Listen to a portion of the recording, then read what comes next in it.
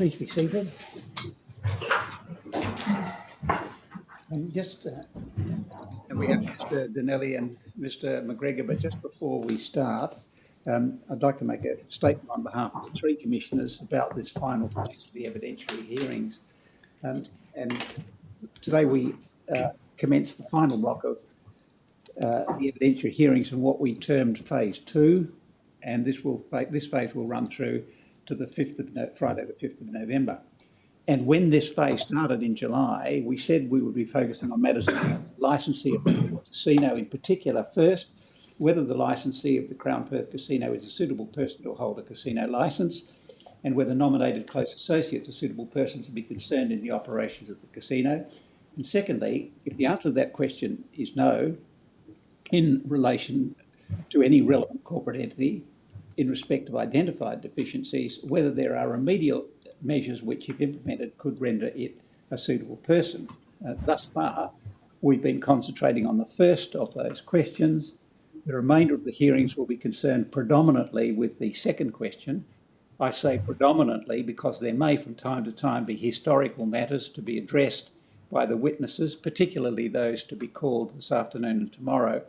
However, those witnesses are members of Crown management and are likely to have relevant evidence to give about remediation measures.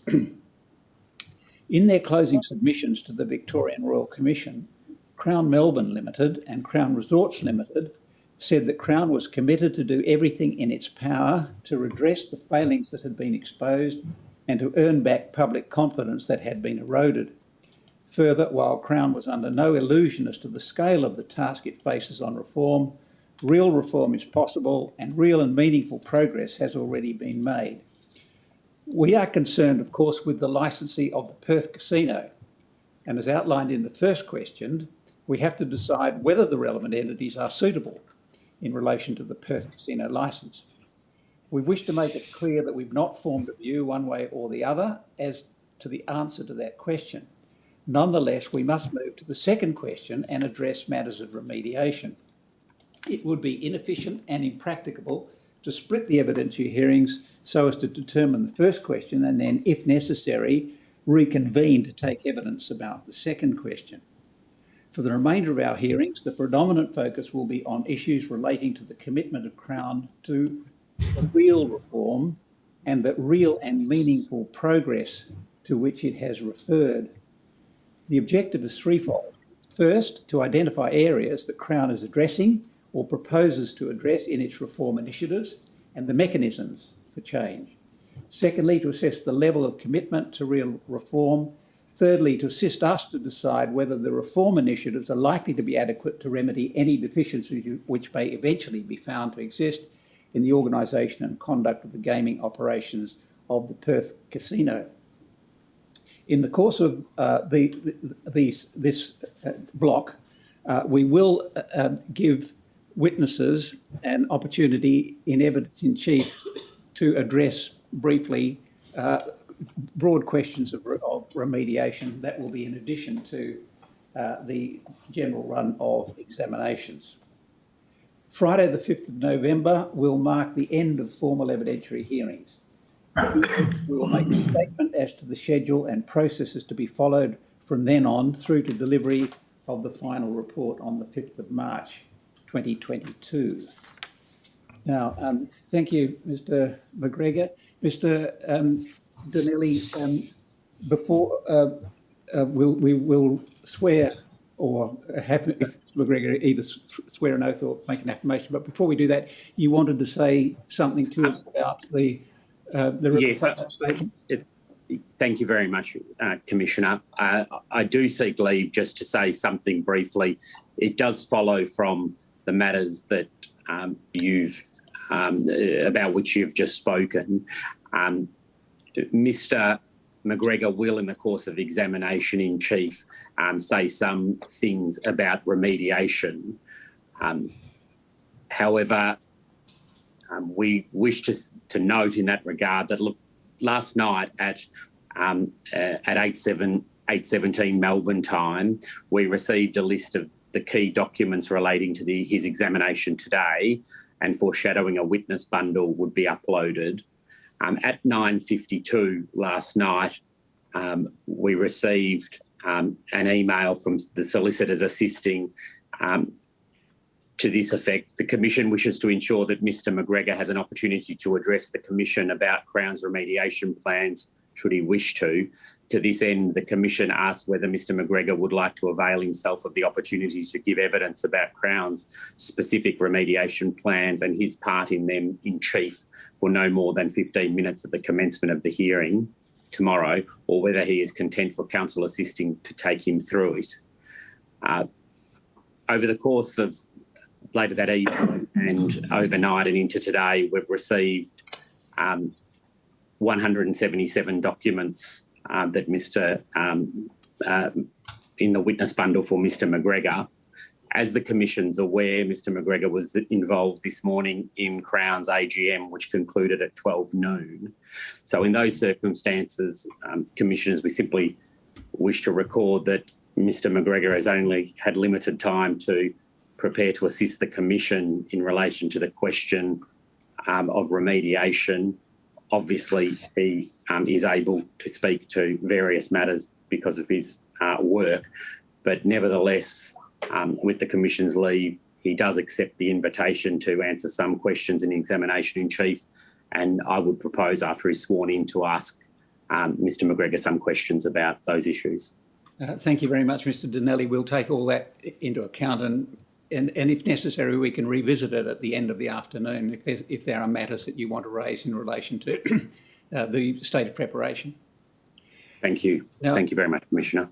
Mr McGregor, do you wish to swear an oath or affirm? Affirm, please, Commissioner. Do we have the words of the affirmation?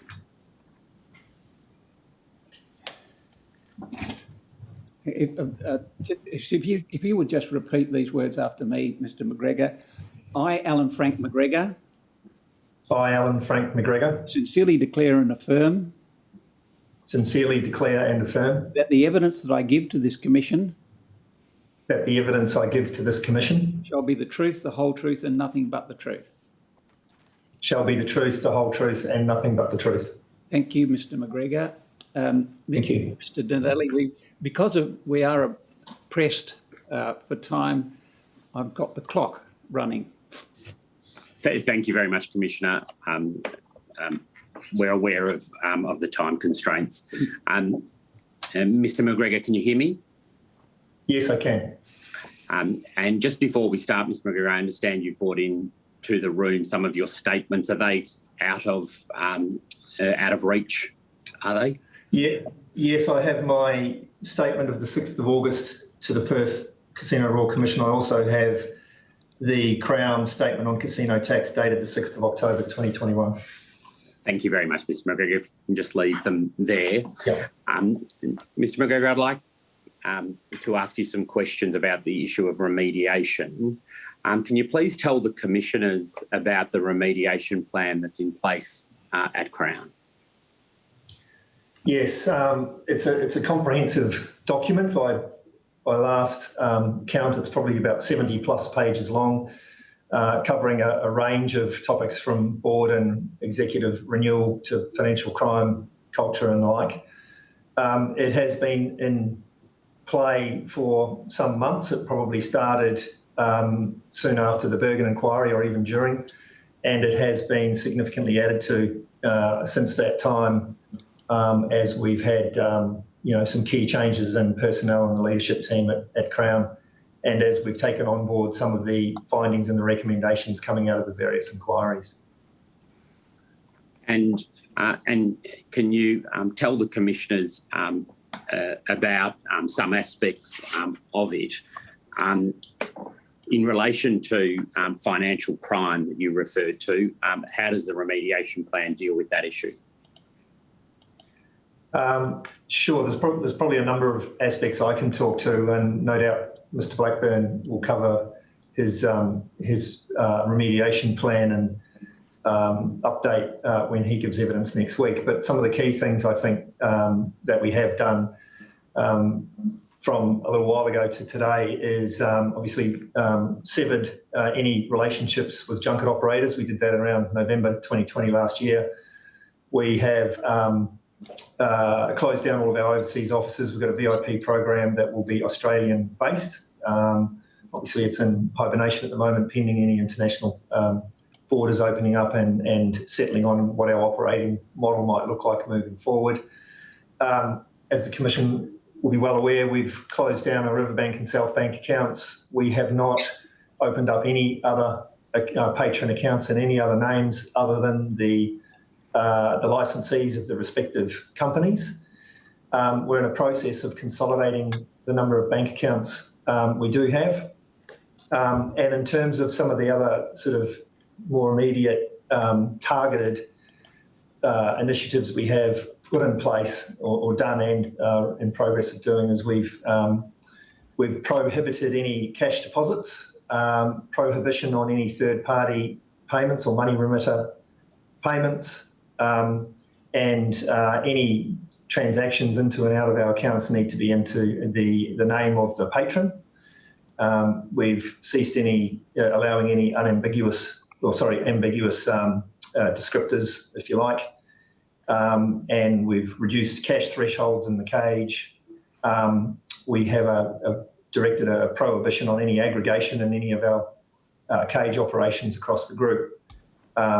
And from a bank statement or bank transaction monitoring perspective, we have progressed with our transactional banker and some of the systems upgrades we've been working on, and have put in place real-time, with the assistance of our transactional banker, real-time bank statement monitoring daily that comes through to us and is shared with our credit teams, our AML teams and our finance teams. So they've got, all of them have visibility on the bank account data in real time. That assists with transaction monitoring and the system upgrades we've got in place with respect to that. And in the course of these remediation, the remediation plan, are you able to assist the Commission in explaining what different resourcing you have within Crown to deal with these issues? Sure. So there's a number of things we have done in that respect. There's been quite an organisational change within the company that's been significant. In terms of some of the things in my space, we have split the General Counsel and the Co-Secretary roles. I've been acting as interim company secretary since that was done earlier this year around February. We've just now, over the last couple of weeks, appointed a new Craig Durham, a new co-sec and legal counsel. So when he gets his probity approvals in place, I'll step down as interim co-sec and he will continue on behalf of the group. Some of the other key things we have done is we have split the internal audit and risk functions, which only assists and strengthens the 3 lines of defence model we now have in place, so that the internal audit function, we've appointed Jessica Ottner to that role a couple of months ago now. She has a direct reporting line through to the Crown Resorts Audit Committee and the subsidiary boards, and an operational reporting line through to me. The other thing I will say, while we're talking about organisational change, we have supported significant increases in resourcing and funding towards our financial crime, responsible gaming and internal audit functions, not only in terms of human resources but also systems upgrades as well. In terms of the culture of Crown, what other changes are to be effected through the remediation plans? So Mr. Tony Weston, our new Chief People and Culture Officer, is leading the culture change program at Crown, but it's been embraced and is obviously being led by the entire board and the executive management team, and probably a wider senior leadership team of about 120 plus senior leaders across the group that have got together over the course of 2 or 3 sessions, coordinated by Deloitte. So there's a culture reform or uplift program that is alive and well, and just recently, in fact, earlier today in the AGM, we publicly launched our new purpose and values, and we have rolled them out throughout the organisation. as well. And in terms of your role in the remediation plan and the various steps about which you've spoken, what's your role, Mr. McGregor? Largely a supportive role. The remediation plan, it's a very large plan, as I said at the outset, is being led and coordinated by Mr. McWeeks, but is obviously there's a number of tranches to it that are owned or owned by various executive leaders in the business. But I'm a key part of supporting the implementation of those various measures, as are the rest of the senior leadership team. And in terms of those steps, how do you see those steps being taken over the sort of foreseeable future? Well, it's an evolving document. There's a significant amount of things that have been achieved to date. Some are still in progress. Some may arise out of the, for example, the findings of the Victorian Royal Commission, or indeed this Royal Commission, and perhaps some of the recommendations coming out of the Deloitte report and others. So we're taking on board all of those recommendations as and when they come through, and considering whether they add to Crown's remediation plan. So it's a live document. As I said, it's a significant one, 70 plus pages. There's a lot of things in there that we are actively doing and have already achieved, but no doubt there's a little way to go. One of the issues which has been raised at in the past inquiries has been the relationship between CPH and Mr. Packer and Crown. What about that issue, Mr. McGregor? I think that's probably not new news, that one, but I'm happy to speak to that one again. We, as the Commission's probably aware, we severed all information sharing protocols with CPH last year, I think it was, and no longer have any of those arrangements in place. CPH are treated, albeit they're a significant shareholder, but they're treated just like any other shareholder. Thank you very much, Mr. McGregor. I have no further questions. Now, the council assisting will, I understand, ask you some questions. Thank you. Thank you. Mr. Donnelly, just before I call on Mr. Futrell, you mentioned that you would be stepping down in due course as interim co-secretary. Were you speaking there of Crown Resorts Limited or of the Crown Perth entities? Both, Commissioner. So I expect that I will step down from the Crown Resorts co-sec role and also the subsidiary boards as well, and Mr. Durham will take up those roles. It's anticipated that Mr. Durham will take on the roles of company secretary in all three of the operating West Australian subsidiary companies.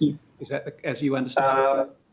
I think so, Commissioner. I don't think we've actually settled on that yet, but he's only just started with us over the last couple of weeks. He'll certainly take on Crown Resorts role. Certainly, I think Burswood Limited co-sec role, and potentially the others as well. All right. Thank you very much, Mr. McGregor. Mr. Futrell. May it please the Commission. Mr. McGregor, can I just pick up where the Commissioner just left off, dealing with the position on the what I'll call the local companies, that is to say Burswood Limited and its subsidiaries. Is it envisaged that you'll also step down from your role as Director of Burswood Nominees and Burswood Resort Management?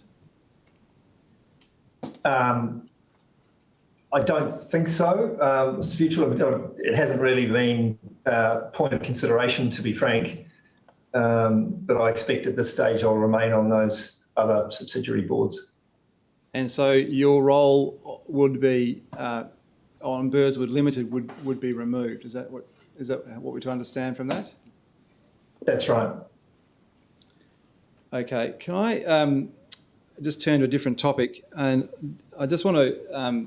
You gave some statements to the Victorian Royal Commission earlier in the year, and I do. Yes. I do apologise if you received a notification of 177 documents. The list I have is much shorter. You'll be happy to know, I think. Thank you.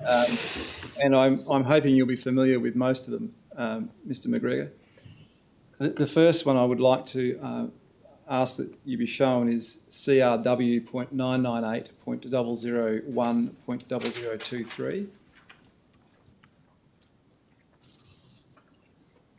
I don't know in the time you've had whether you've refamiliarised yourself with it, Mr McGregor, but it obviously Sorry, go ahead. it obviously deals with matters that were of particular interest to the Victorian Royal Commission, but some of these matters may have relevance to our Commission. And I just would like you to confirm, if you can, that the evidence in your statement given in this one dated 16 April 2021 remains, to the best of your knowledge, accurate. Yes, it does. And can I ask that I just confirm that I want to come back to these a little later, Mr McGregor, but for now, just to confirm, there's a reference to a document which is CRW.518.004.8167, which is a memorandum of yours to the board of 10 November 2020. I believe it's referred to in this statement at, I forget the paragraph number, but just confirm that's the document you are referring to in, I think it's paragraph. I can't quite see it. Can I just make one statement? Sorry, on your previous question. My apologies. I'm just thinking, as you're asking that question, I remember there was a change in Crown's position on the tax matter in Victoria, and I just can't recall whether that statement of the 16th of April picked up that final change or not. I just want to make that statement. All right. Do you want an opportunity to read? I'll take you to the second statement. There was another statement of yours which came in, Sure, okay. which may have dealt with that. Before I do that, I just want to confirm that the paper that's referred to in paragraph 27 of that statement is the one on the right-hand side. Yes, let me just have a read of that. Yes, I think that's right. I think in your evidence in chief, Mr McGregor, you mentioned the change in policy relating to junkets, and I will come back to that, but I just understand this to have been a memorandum that was put to the board late last year in respect of that topic. That's right. Then if I could ask you to look at a second statement of yours in the Victorian Commission, it's CRW.998.001.0508.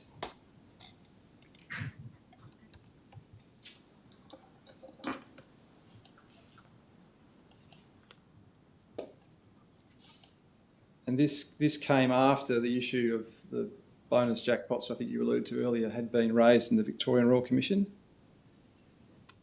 Yes. Again, does this statement reflect, or is it accurate as of today?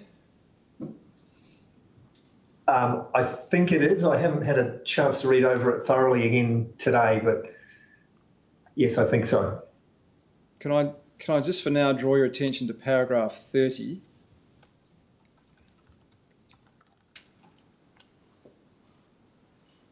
Which makes reference to an annexure. And if you could get the annexure up, which is CRW.512.192.0003. And if you could scroll on the annexure, please, to the last page. I'm going to ask you to attempt to identify some documents for you, Mr McGregor. As you might appreciate, we've received numerous documents in this commission, many of which have different ID numbers and are referred to in other places by different references. I just want to confirm that the document referred to, there are two entries at the end of that table. They're advices from Minter Ellison. It said that you were one of the recipients, and they're dated 18 November 2019. And sorry, the second, the very last one, the the ones dated 14 November 2018 and 18 November 2019. I just want, insofar as the first one goes, can I show you? It's MEM.50001.0002.8014.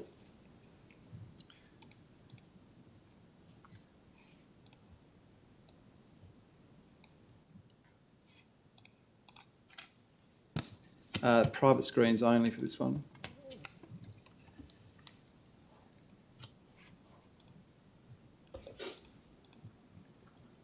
That's not the correct document, I'm afraid. I've got the wrong reference. My apologies to everyone. This is one of the problems, Mr. McGregor, of all these document references, as you can see. It's, the reference should actually be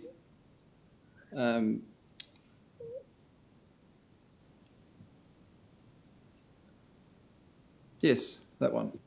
It ends 5-4.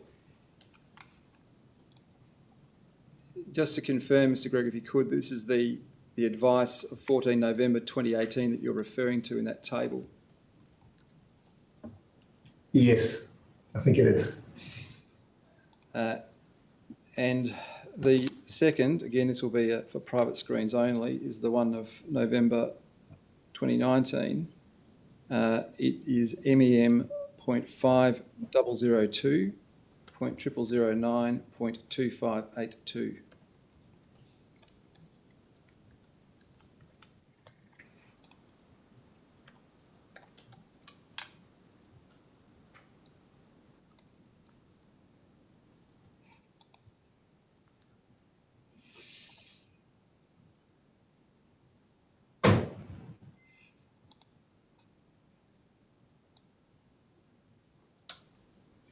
Again, is that the document, one of the documents referred to in that table?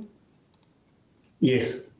And in each case, you receive a copy of this around the time it was prepared. That's right, isn't it?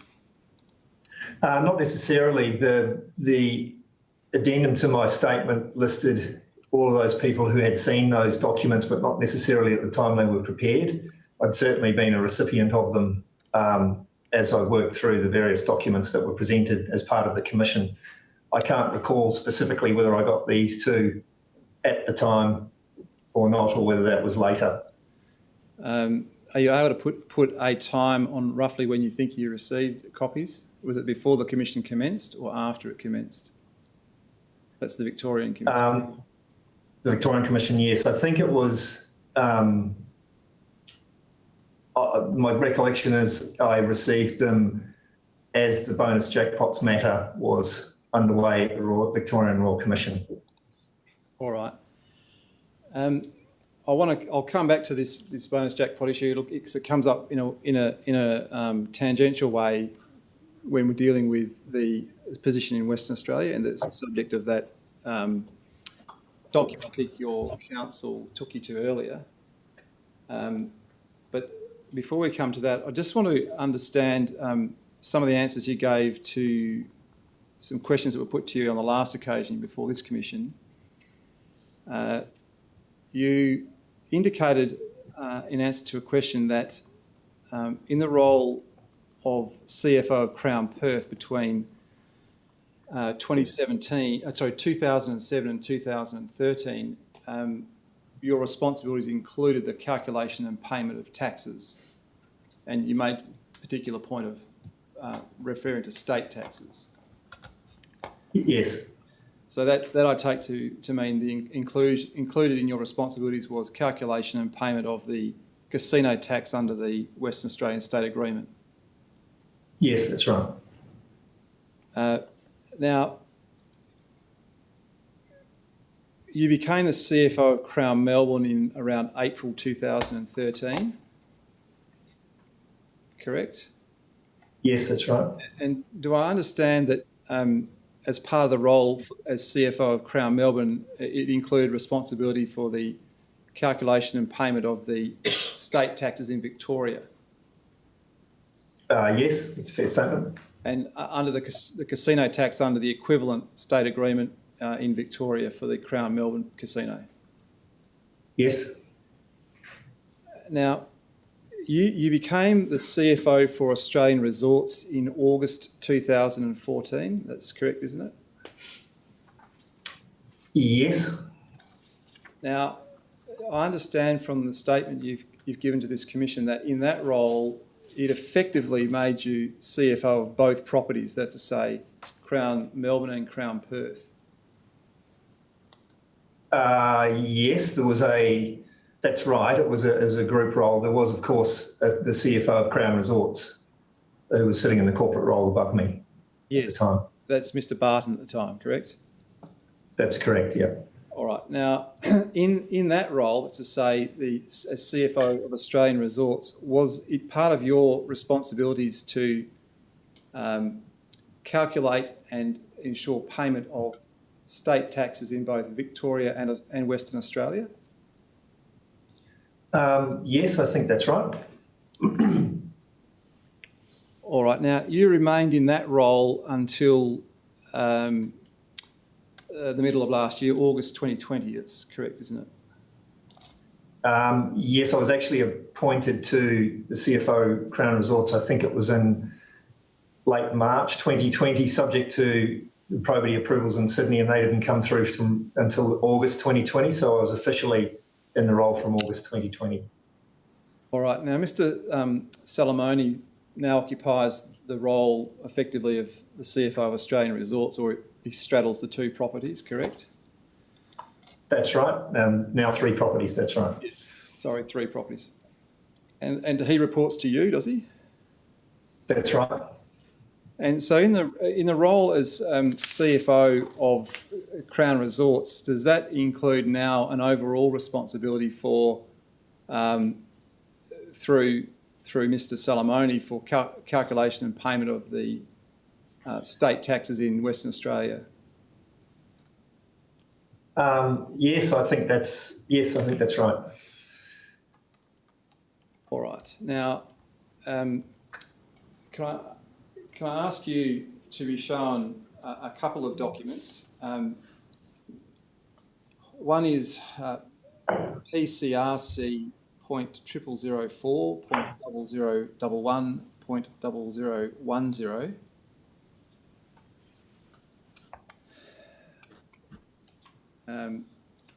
It's a letter from the solicitors assisting this commission to your Crown solicitors dealing with the question of casino tax in Western Australia. Have you seen a copy of this letter?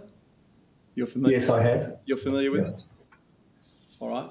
Can I now show you then 2 further documents? One is PCRC .0004.0011.0009 and the attachment to it, which is ends 0001, which I think is a document you may have in front of you.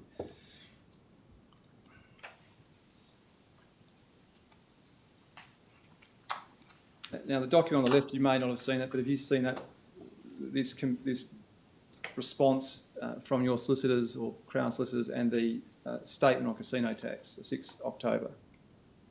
Yes, I have. That's one of the documents I do have with me today.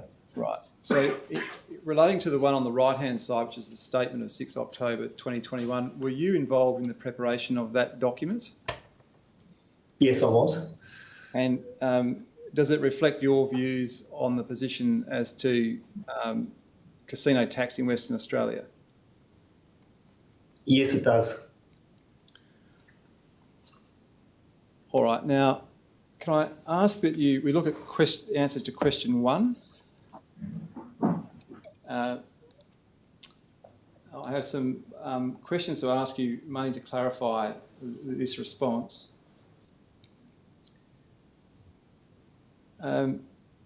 Now, there's a sentence that starts, other than in respect of the matters set out below, Crown is satisfied that Crown Perth has not relevantly underpaid casino tax. And the three items that are set out below I understand to be, and you can correct me if I'm wrong, A, deductions for third-party prizes, such as gifts and non-cash jackpots, such as motor vehicles and motorcycles. B, the recognition of poker and other tournament entry fees as sums received, and C, the treatment of amounts recorded in the IGT Advantage system. Yes. Now, I understand from the answer that you've given, or that Crown's given to this, that the third of those, C, has been dealt with by communications with the GWC and the department in Western Australia. Yes, that's right. They've been, when we discovered this system issue, we notified the GWC pretty much immediately, is my understanding, and we're working with the third party IGT and remedying that situation. All right. Now, as to A, which is the third party prizes, do I understand from this general response that there are some doubts about the extent to which the correct amount of casino tax has been paid as a result of deductions for third party prizes? I'm not sure I call them doubts. I think what we're working through and what we've learned in recent times is to make sure that we've got the detail correct. And these tax matters are extremely complex and not easy to work your way through the various legislation. So we're just taking some time with respect to those A and B, for that matter, to make sure that we've got our position correct. And when we do, we'd like the opportunity to sit down and talk with the GWC about those matters. All right. Now, I appreciate there might be arguments either way, but do I understand from that answer that there's a degree of uncertainty about whether there's been the correct amount of casino tax paid, and you're coming to a view on that at the time as we speak? Yes, I think that's fair. And does that apply equally to B, the recognition of poker and other tournament fees as well? Yes, it does. The B actually also includes, on the other side of the equation, tournament prizes paid out. So we're working through the issues surrounding poker entry fees, which is relatively small. And then there are some tournament prizes paid out by Crown that are seeded by Crown that we're working through as well. All right. That's not confined to just poker tournaments, is it? There's other tournaments like baccarat tournaments and other kinds of tournaments that may apply to? That's correct. All right. Now, can I just ask you about A to start with, which is the third-party prizes? What is it specifically about third-party prizes that's created the uncertainty concerning the amount of casino tax that's been paid? Well, it's just the interpretation of what sums paid out. So the legislation says a deduction must be made if their sums paid out as winnings. So the position we've had all along, and in fact, with these particular ones, if we're talking about A, gift cards and non-cash jackpots such as motor vehicles, they've been a feature at Crown Perth for many, many years. If you wander the floor, you'll see a car on there, every second month or so. And they have also been a feature on the tax returns monthly that have gone through where they apply through to the GWC. So we're just taking some care to work through the aspects of sums paid out as winnings and making sure that, in our view, they meet those definitions. All right. So there seems to be a distinction being drawn between third-party prizes and non-cash jackpots. If I could start with the first, which is a third-party prize. What is a third-party prize? Well, a gift card, like something that you would pay. So there's a cash payment. A normal jackpot is a cash payment to a patron. These other jackpots are what we would call non-cash payments. So they might win a gift card, for example, that might be a Coles gift card, so a third-party gift card, and obviously a motor vehicle is a non-cash prize as well. All right. So is it fair to say that in each case there's a promoter, a third party, as it say outside the Crown organisation, promoting something, and there's essentially a a gift of some kind that goes to the patron, either in terms of a card, value for services at a third-party vendor, or a car or an object. Yeah, so I wouldn't call it that. So, for example, the example I use, Coles, and Coles are not promoting their gift card. Crown is purchasing the gift card off Coles and using them as a jackpot in that example. That was my next question. So there's a consideration paid by Crown for the gift card, is there? It's not essentially a gift or a gratuitous as part of a promotion by Coles, for instance. That's right. And does that apply equally to the motor vehicles and those matters, or are they provided by the manufacturer? No, it's a similar arrangement whereby the motor vehicle there's an arrangement with the dealer where they'll provide a motor vehicle as a jackpot. Once the jackpot is won, my understanding is that the motor vehicle is either awarded to the patron and they can go to the dealer and pick up the motor vehicle, or they can exchange it for a cash prize at that time. And then once the jackpot is redeemed, that's when Crown pays the dealer.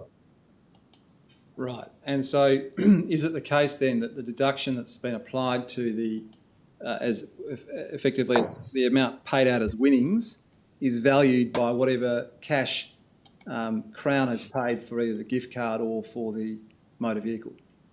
That's right. Okay. Can I ask you some questions now about B, which is the tournament matter? There's also, Mr. McGregor, some references to this in other parts of the statement. So it also is picked up in 19, 20, 21 and 22, which are on pages 6 and 7 of the document itself. Unfortunately, I don't have the references, the ringtail references, because they're not printed on my copy.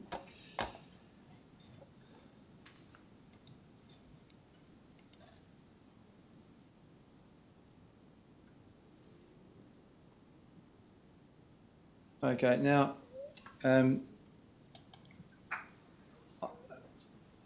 understand from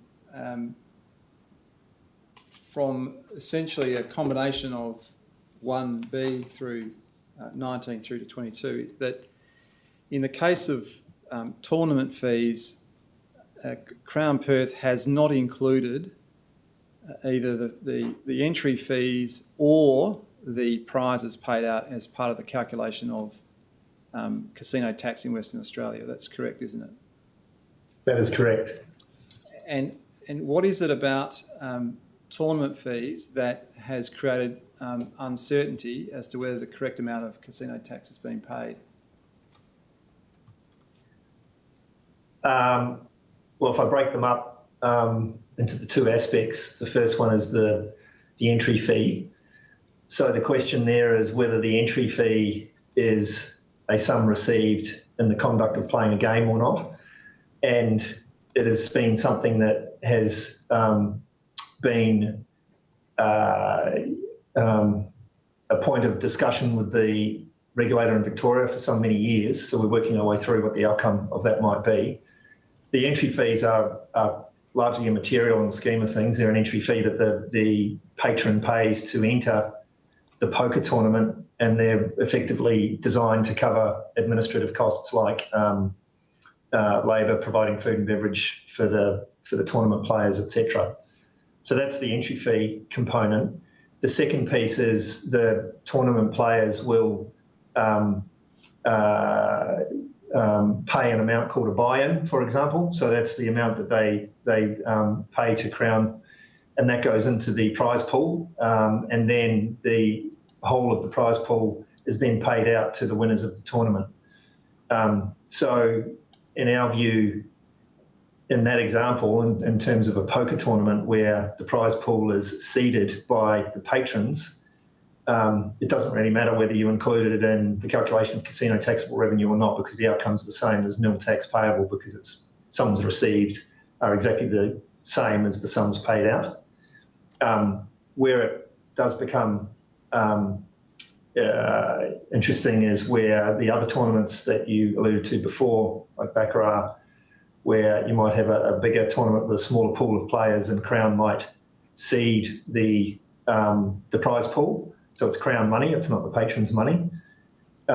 Those amounts paid out as a prize pool or as winnings may meet the definition of sums paid out as winnings in our view, but we're just working through that as we speak. Okay, can I show you a document which is CRW.700.003.9405.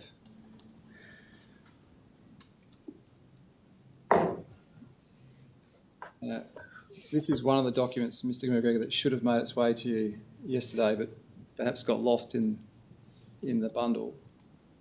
I don't know if you've had an opportunity to read this before now. Would you mind blowing it up a little bit for me, please? Thank you.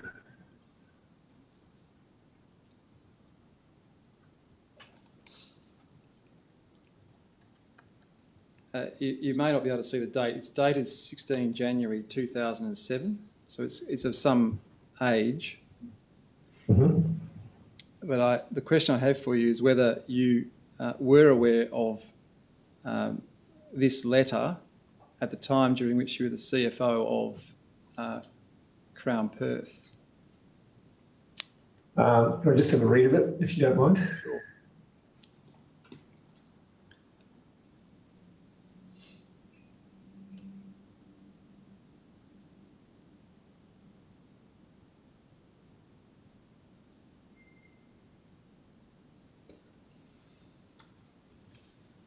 Yeah, okay. No, I don't recall seeing this.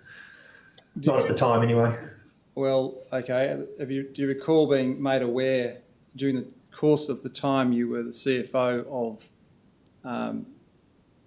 Crown Perth that Mr. Connolly had informed Mr. Preston and Mr. Egan that tournaments were considered to be part of gaming revenue and the revenue should be included in the casino tax?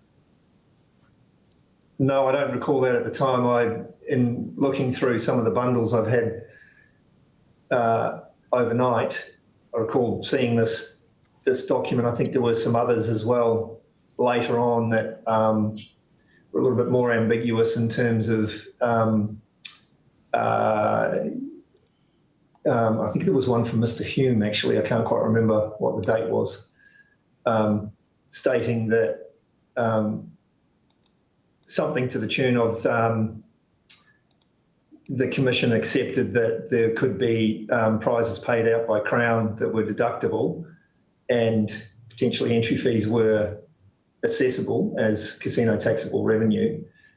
So I'm not sure we ever came to a landing on including both of those things in casino taxable revenue. So that's something that I'd like to have the opportunity to clarify with the GWC when we're afforded the opportunity, because I think both of those things need to be run to ground.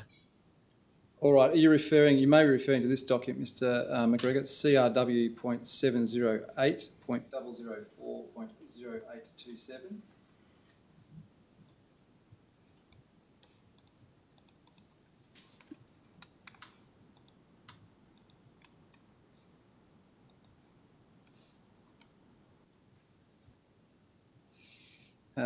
Is this the document you're just referring to that you recall reading last night? Would you mind blowing that up for me, please? Sure.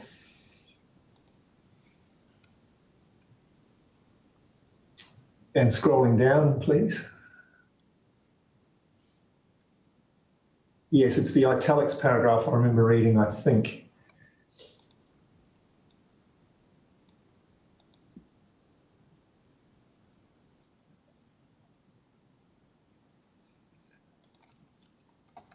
So is this a matter about which you can remember having any knowledge in or around the time you were the CFO of both Crown Melbourne and Crown Perth? No, it's not. I don't recall really poker tax being a live issue in Perth. It was certainly, or has been, a live issue in Melbourne over many years. It's come up and gone to ground again. I don't recall it being something that was a live issue in Perth, although, as I said, having a look through some of the documents, I can see there's some confusion about the matter in Perth, both on our side and the GWC side. So, as I said, we would like to run that to ground in both jurisdictions and make sure that what we're doing is correct, and making sure that the respective regulators are crystal clear and they agree with us. Okay, can I ask that you see another document, CRW.705.008.4220, which is an email from Ms. Bowden-Jones to you in August 2011. The attachment is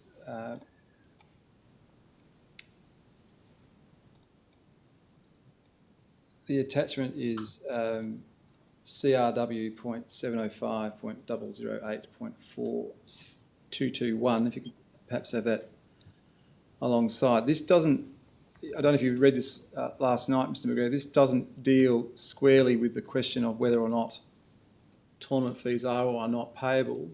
It indicates, the memorandum indicates that tournament fees were not being paid, and it raises the question in respect of, as the email says, in respect of something referred to as live cash games, as to whether it should not be included in taxable revenue. Do you have any recollection Yes. of that question being raised in 2011? Not at the time, but I've perused this document today. And does that refresh, has your memory been refreshed about what the issues were being raised in 2011 about the question of casino tax and tournaments? No, it doesn't at all. As I said, my understanding was, my recollection is, I don't recall poker or tournaments being an issue that was raised in Perth to any great degree, to be frank. But having gone through the Victorian Royal Commission and working our way through that, and then seeing some of these documents, admittedly they're quite old, and it appears to me that there's some confusion because not all of them are saying the same thing. So certainly like the opportunity to get to the bottom of this matter and make sure that both parties are clear on the way forward. I should also add that the amounts of tax we're talking about here are pretty minimal in terms of poker tax on entry fees in particular.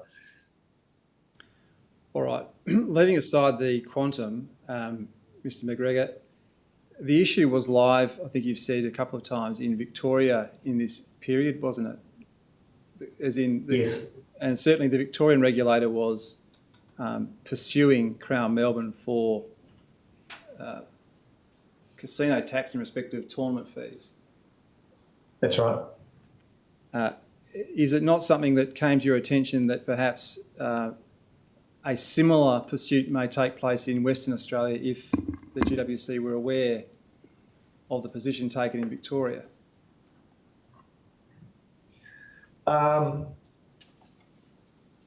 Yes, I think that's right, but we hadn't landed on what the position was in Victoria, and I guess until such time as we did so, I must admit I don't think I turned my mind to what the impacts were in Perth, because we were treating the receipt of poker entry fees and the prize pools paid out exactly the same in both properties. Were you aware that Mr. Preston at least was undertaking some inquiries in Perth as to the position in Perth at this time? As to say, Not at the... No. Sorry. In the period up to 2017? Not at the time, I wasn't. To your knowledge, was a decision made by the management for Perth to essentially let sleeping dogs lie on this particular topic in Western Australia? I'm not sure I can comment on that. I've seen various documents over the last day or so from Mr. Hume to Mr. Preston, Mr. Egan back in a long time ago, Ms. Bowden-Jones. There seems to have been quite a bit of correspondence, and also from the DRGL, or the regulator in WA, all not exactly on the same page. So as I said, that's something that I'm very, very keen to get to the bottom of and make sure that both parties are crystal clear on the way we should be treating these things moving forward. And by the way, remit any overpayments or underpayments that might arise. All right, Mr. McGregor, I'm not asking you to speculate about what on the documents you've read. I'm just asking you whether you have a recollection yourself of a decision being made in the period between 2013 and 2017 to not raise the issue with the GWC or department in Western Australia. No, sorry, I didn't understand the question. No, the answer to that question is no, I don't have any recollection of that. All right. Now,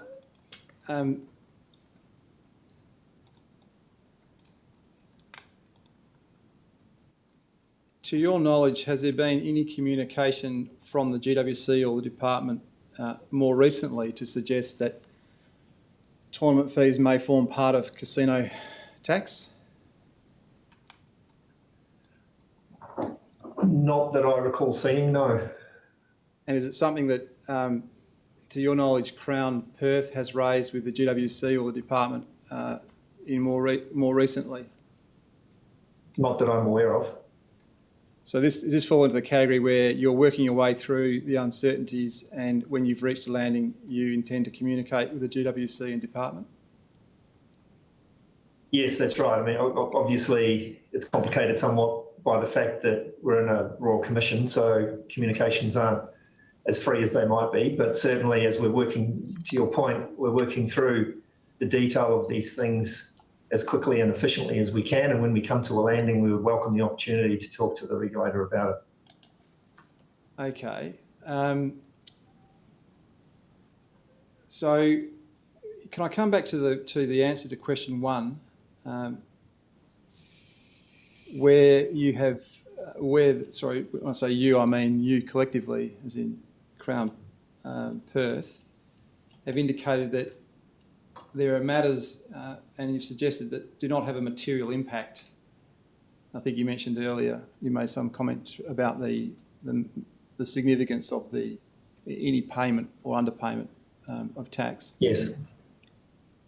Have any calculations been undertaken by Crown Perth of the amount of any possible, I mean possible, not putting any view as to whether it is or it isn't, possible underpayment of casino tax in the period from 2007 to date? There have been some calculations. They haven't gone back to 2007 necessarily in all cases, because the records don't go back that far, or at least the ones we can readily avail ourselves of. But in answer to your question, yes, we have done some indicative calculations. And what's the indicative number that you have calculated? So if we're talking about category A, so bearing in mind these types of jackpots are not a significant part of what we do, mostly they're cash jackpots, but category A is less than $1 million going back over the last 8 years. Category B, in terms of poker tax entry fees, is probably less than $1 million, call it, and these are indicative numbers. We're still, as I said, working through the detail, but less than $1 million going back, I think, from about, I think it was about 05, we were able to get some numbers on that.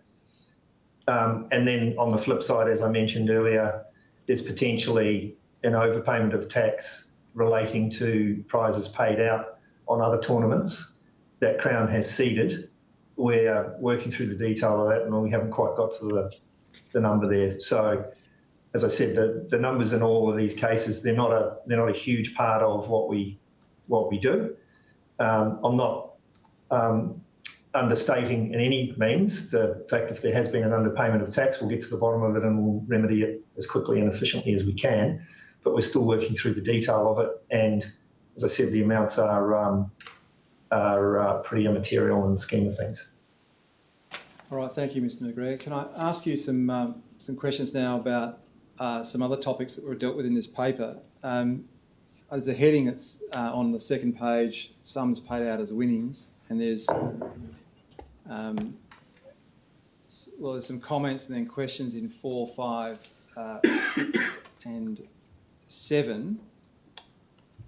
And I want to focus your attention on the answer in 7, and in particular on page 3, in the last sentence, there's a reference to, it says, until recently, Crown Melbourne also deducted from its calculation of gross gaming revenue the value of certain free hotel accommodation, free food and beverages, and free parking provided to Crown Resorts loyalty members.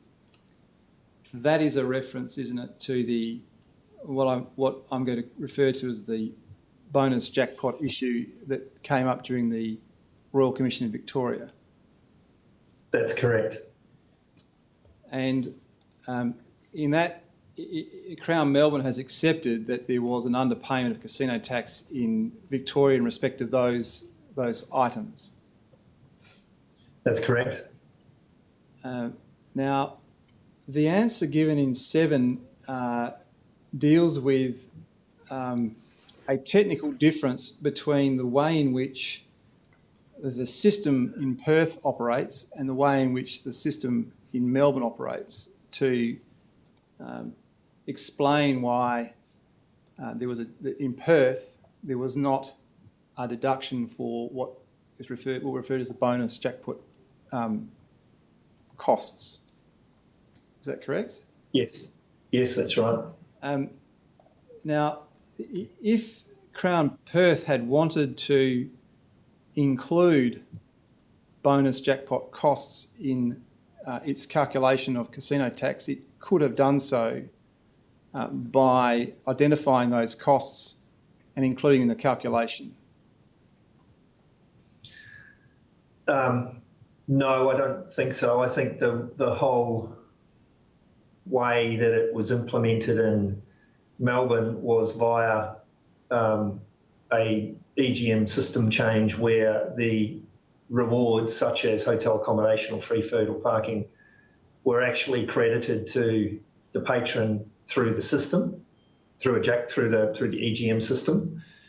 Thereby, arguably, they were a sum paid out as winnings as part of a jackpot that came out through the system. In Perth, it's a different IGT, the system in Melbourne is DACOM, and the machines in Perth are not enabled to do the same thing, so there's no way that it could have been delivered in the same way. And a gifting of a hotel accommodation, for example, outside of some link to a jackpot would not have met the definition of a bonus jackpot, in my view.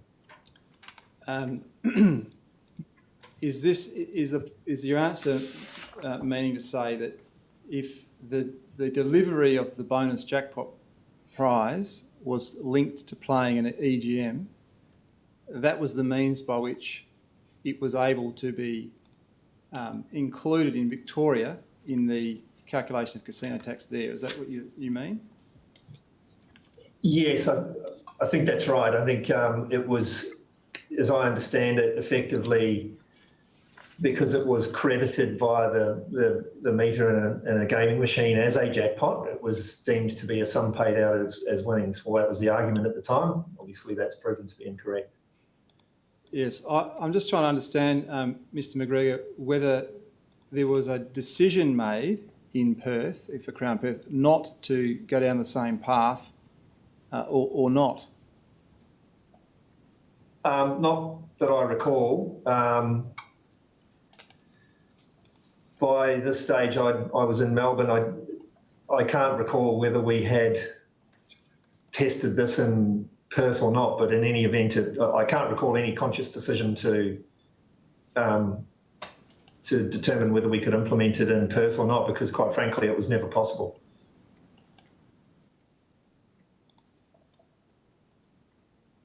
So do I understand from that there was not a difference in policy, if you like, between the two sites? It's just a question of mechanical or technical feasibility of implementing it in Victoria versus Western Australia? Yes. Look, I think that's right.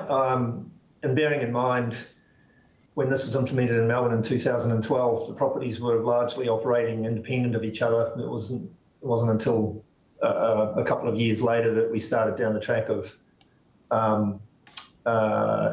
group roles, if you like, and trying to get some consistency and approach across the two properties. Okay, can I ask you now some questions about the answers that are given? This is under the heading non-cashable credits. Now, do I take it that you are familiar with Section 25 of the Casino Manual Operations in Western Australia that is referred to in this answer? Yes, I have some familiarity with it. All right, so perhaps if we could just call that one up, it's CRW 0.700, 0.001, 0.1586. I just, Mr. McGregor, would like you to explain to the Commission really how this provision translates into a requirement to include amounts paid or amounts exchanged from loyalty points for vouchers on a table game. Sure. So there's a reference in clauses 4.1 and 4.2 to vouchers. And in the first bullet point under 4.1, there's a reference to a VIK. Now that's a voucher issuance kiosk. Yeah, that's right. Now, so a person can exchange loyalty points for a voucher at a VIK, is that correct? Yes. They then take the voucher to a table to exchange the voucher for chips. Yes. The voucher goes into the drop box on the table. That's right. And they are then issued with non-cashable chips to play a game at the table. That's right. So in that process, what part, just if you can explain in layman's terms, what part of that process in 4.2, which is referred to in the answer, compels the requirement that it be included, as I say, the amount in the voucher is included in the calculation of casino tax? Because they are because they're placed down the drop box.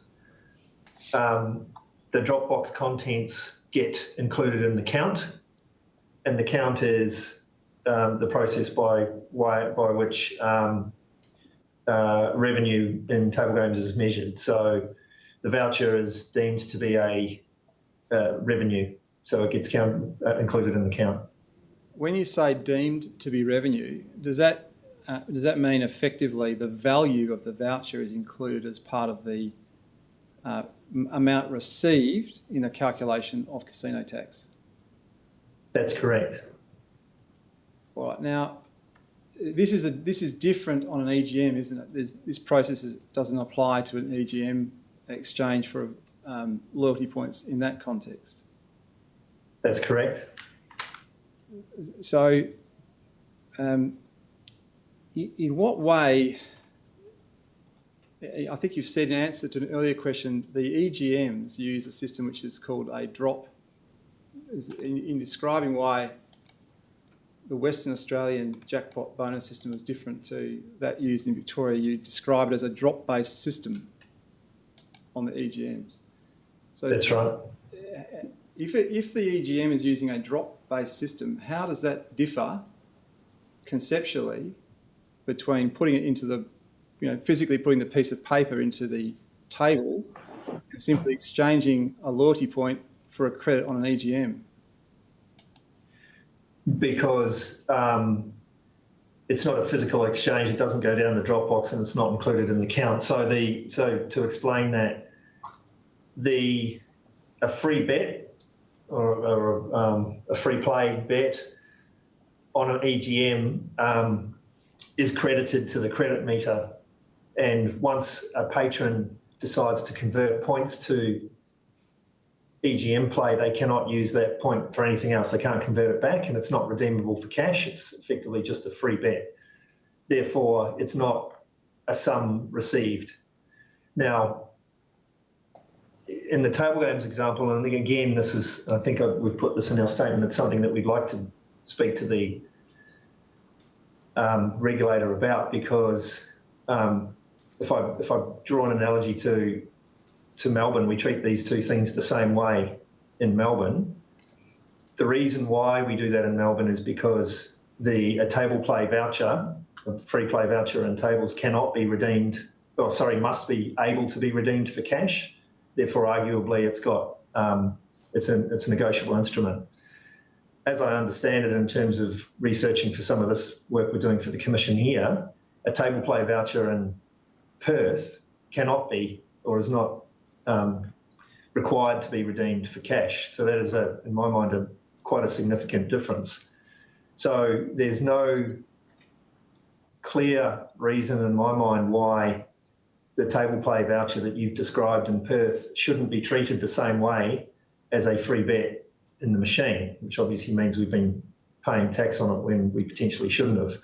Now, this is relatively new to me, because I must admit I always understood in Perth that it was similar to Melbourne, in that the table play vouchers could be redeemed, or has to be redeemed for cash.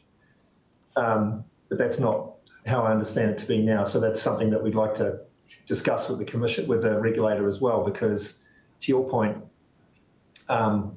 just because it is, as part of this casino manual, processed or required to be processed down the Dropbox, included in the count, therefore included in the calculation of revenue, doesn't necessarily mean that it should be treated as casino taxable revenue. Sorry, that's a bit of a long-winded answer to your question, but just trying to explain the differences. The point really is there's an inconsistency, isn't there, in the way that this is treated on table games and EGMs, correct? Yes.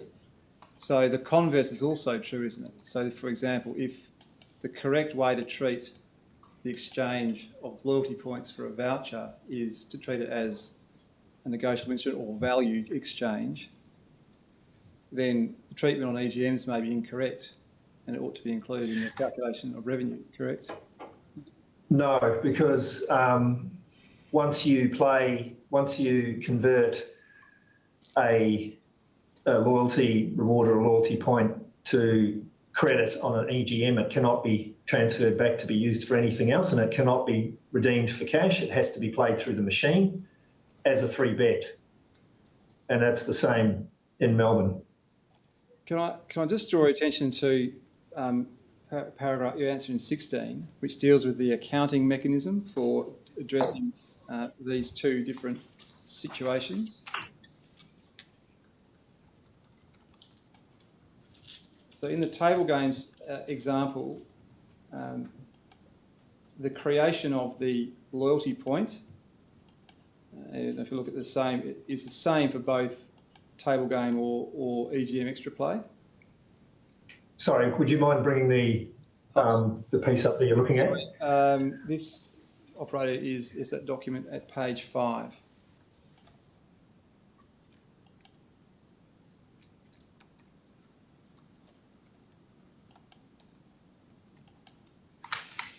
Yes, sorry.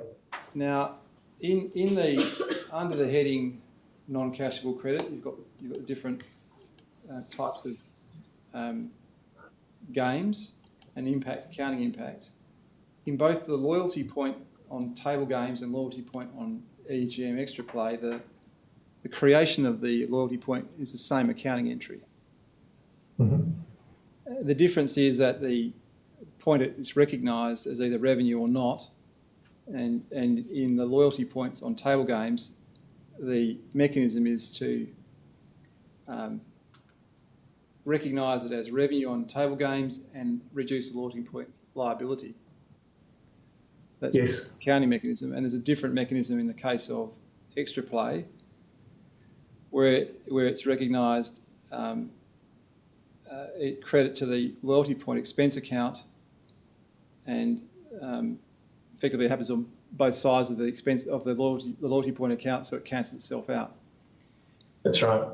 In the table game scenario, there's an antecedent step though, at which the person goes to a VIK kiosk or a kiosk and exchanges loyalty points for a voucher. What's the accounting entry at that point?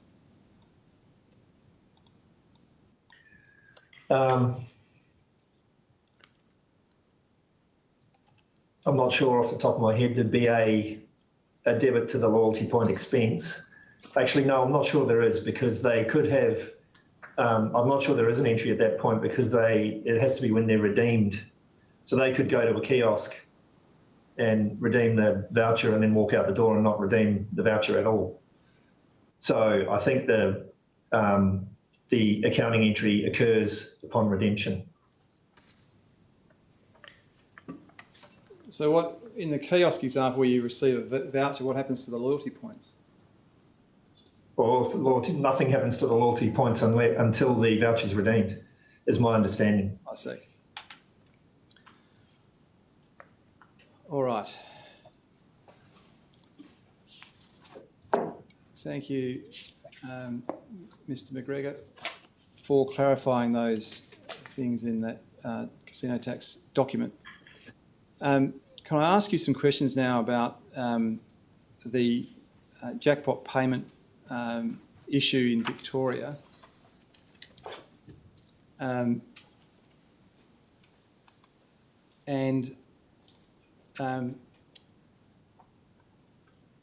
think you mentioned earlier that you became aware of the two advices I took you to earlier of Minter Ellison at some point. I think you said it was possibly after the Victorian Royal Commission commenced, if I remember your answer correctly. I think that's right, yes.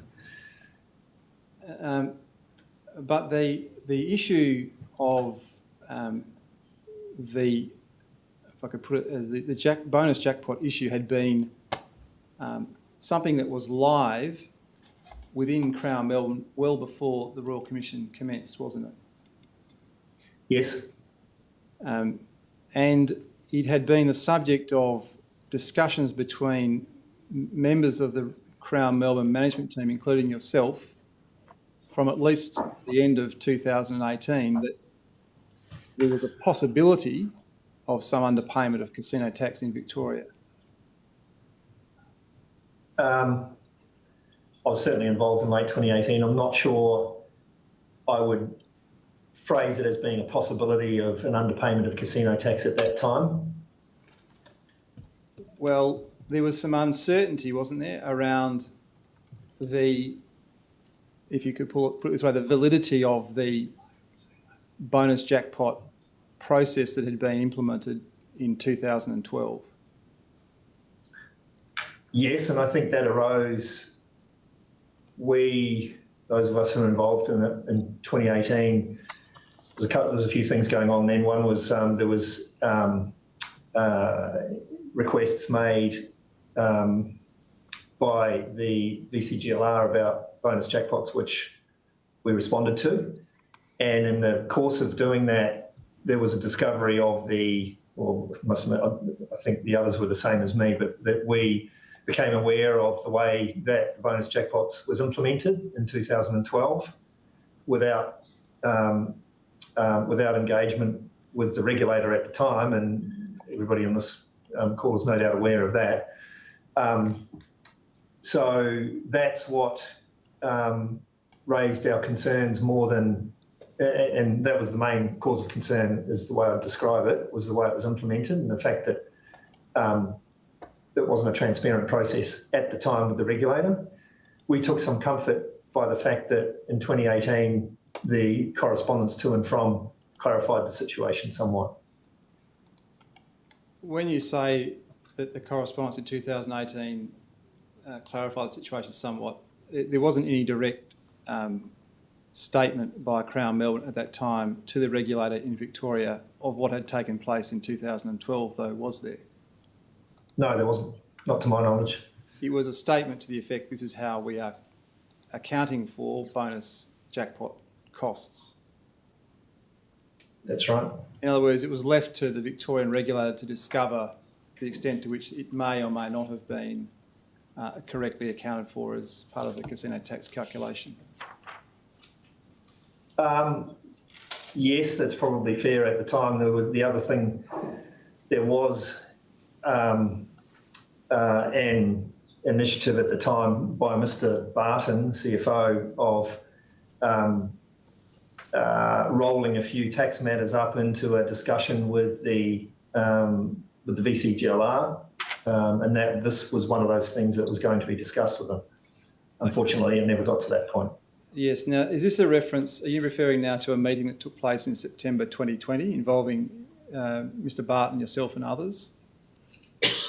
That's one of the meetings. That meeting was held because we had an outcome on the GST case, but there were discussions prior to that.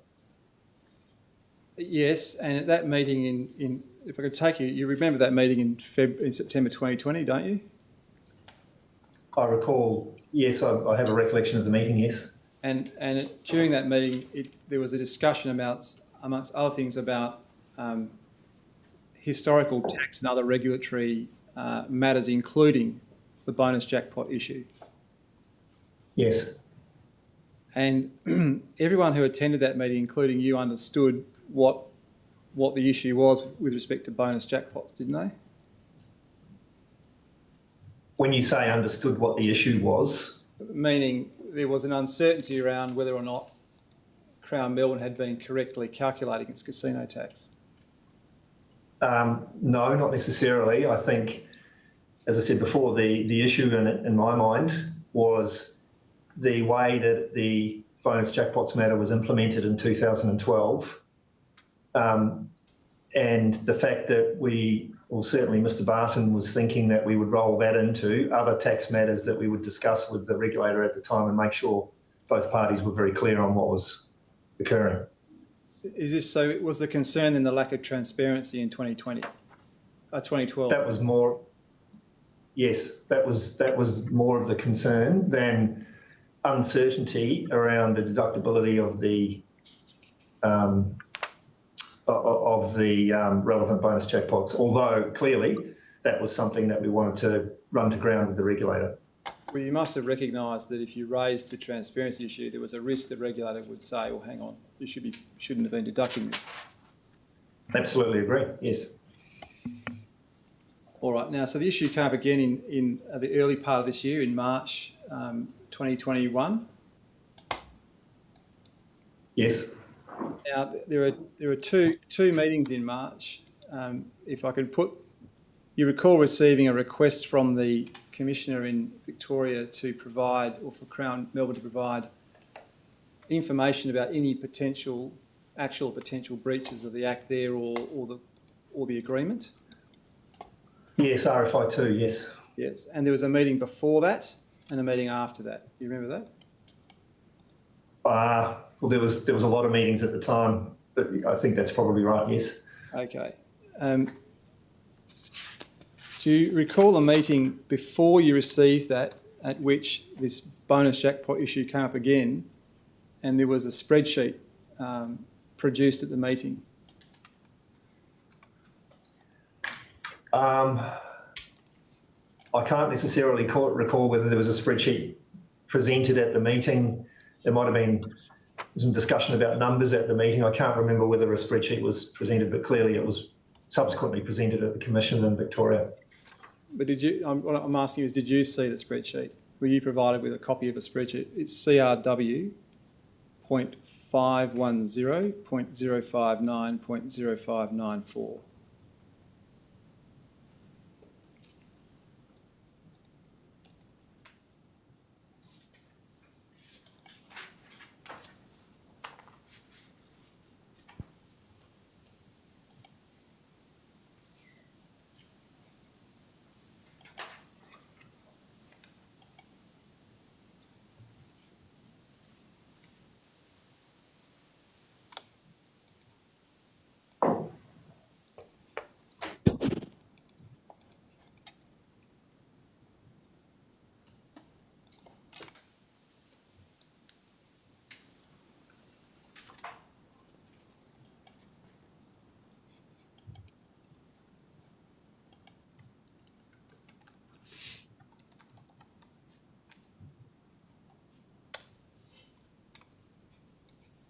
Yes, no, I didn't see this spreadsheet until it was a feature at the Commission in Victoria. Okay. Do you recall a meeting after you referred to RFI 2 involving a number of people, Mr Walsh, yourself, I think you may have had legal representatives present as well, to discuss, amongst other things, the response to RFI 2? Yes. And at that meeting, this bonus jackpot issue was raised, was it not? Yes, it was. And could I ask that you be shown CRW quadruple zero point 0003.0895?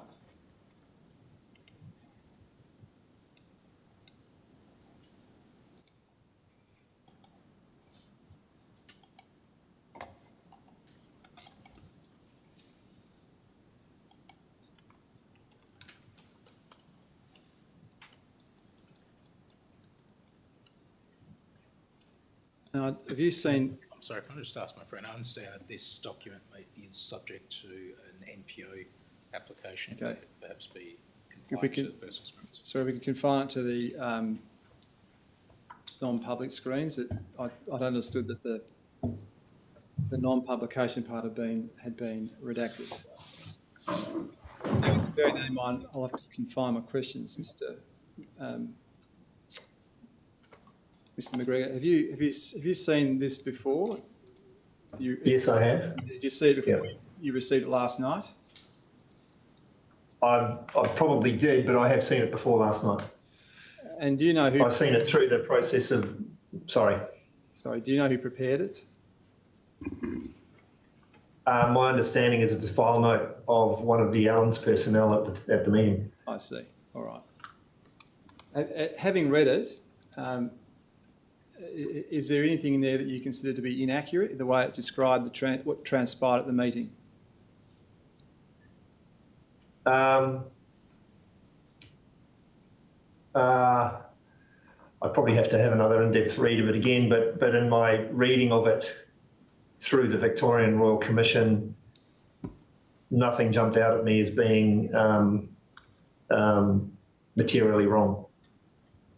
All right. Now, it was pretty clear, wasn't it, to you at this meeting, if not before, that there was a question around whether or not Crown Melbourne had underpaid casino tax in association with the bonus jackpot issue.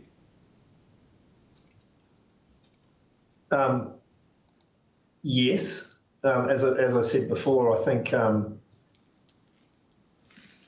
the reason why we wanted to discuss it, or why Mr Barton was going to take it to the regulator in Victoria, was because we wanted to make sure that they were clear about what we were doing and they agreed with it. I understand. I'm not saying at this time you had a positive view that Crown Melbourne had in fact underpaid, but at the very least, it was clear in your mind at this time, wasn't it, that there was a possibility about that needed to be resolved. Yes, I think that's fair. I mean, that was part of RFI 2 that you just outlined before. It was any potential as well. Now, you know there were responses given to RFI 2 by Crown Melbourne's lawyers around in March and April 2021? Yes, there was quite a huge amount of material exchanged. Were you involved were you provided with drafts before they were sent to the Commission at the time, in March and April 2021? I may have been, I can't recall. There was a lot of documentation going backwards and forwards at that time. A huge amount of data was being exchanged. I just can't remember whether I had RFI 2 responses or not. Did you at any time in that period, I'm talking now in the March-April period, make it clear to anyone, whether it be Mr Walsh or a representative of Allen's, that in your view, the jackpot issue required disclosure to the Victorian Royal Commissioner? I don't recall specifically, but at this meeting and probably in other discussions, I think we made it clear that we wanted it to be seriously considered. Put it that way. Wanting it to be seriously considered and disclosure are different things, though, are they not?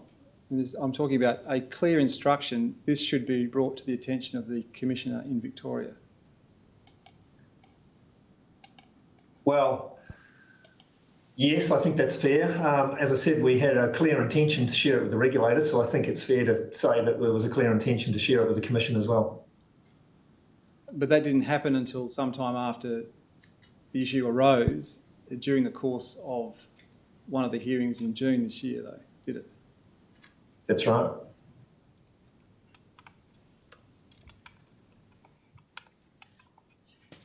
Now, going back to September 2020,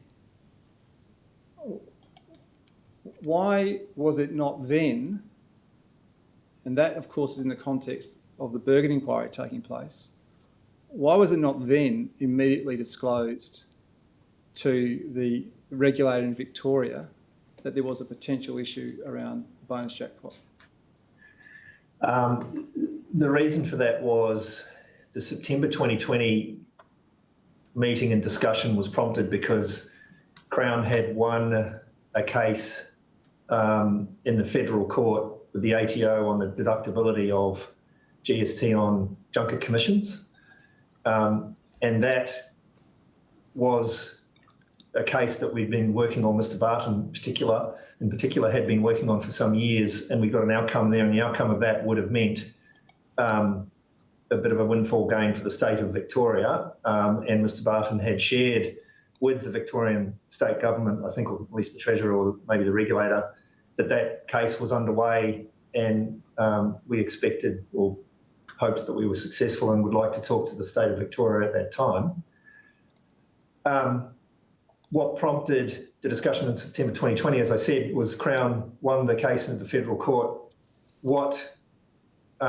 The reason why the discussion did not occur with the regulator after that was because the ATO appealed that case, and the regulator, or the Treasury, I can't remember which one now, stated that they didn't want to, as my understanding, engage with Crown until the outcome of the appeal was known. The appeal took place in front of the full federal court. From memory, it might have been around March earlier this year, and the ATO won on appeal. So consequently, and by that stage, Mr. Barton had left Crown, and we were rolling into the Victorian Royal Commission and RFI2, and the rest of it is as we've described previously. But if there was a concern about an absence of transparency in 2012, expressed in 2020, in September, why didn't you say, look, there's a transparency issue, we should be making it clear, our position clear to the regulator in Victoria, whether you're right or wrong about whether it should be deducted or not, to clear up the lack of transparency? Well, as I said, that was our clear intention, that Mr. Barton would take that matter with some other tax matters that we were wanting to talk to the regulator about. The opportunity to do that, in his mind, as I understand it, was when the GST case was settled.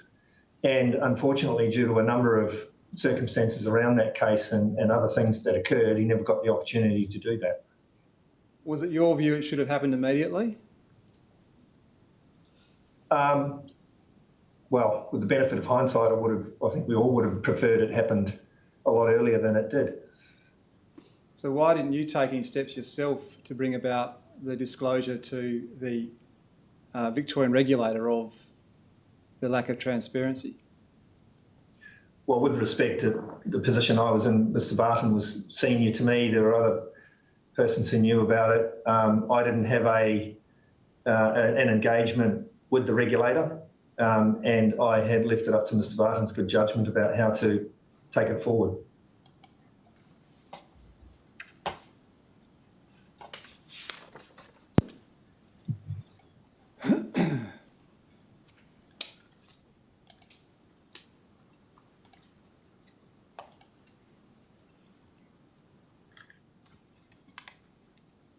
Mr. McGregor, would you agree with me that conduct of a casino licensee with integrity requires that licensee to be open and frank with its regulator? Yes. And would you agree with me that at least Crown Melbourne, in the instance of the bonus jackpot issue, was not open and frank with the regulator in Victoria? Yes. And it wasn't open and frank to your knowledge as of September 2020? Yes. And you yourself took no steps to redress that situation after September 2020? Well, maybe if I just step back a little bit. As we said before, the facts of the bonus jackpot matter were shared with the regulator in 2018 by the exchange between Mr. Cremona and Ms. Fielding. I take your point, and you're correct, that there wasn't a disclosure then about the way in which it was implemented, which is regrettable. And then subsequently, as I said, in and around that time, or from that time, was the plan to discuss it with the regulator, but unfortunately that never occurred. And it didn't occur really at all, did it? Because the issue came out during the Royal Commission in Victoria in June. That's right. All right, Mr. McGregor. You mentioned earlier in your evidence in chief the remediation plan, which is a large document. Could I ask that you be shown CRW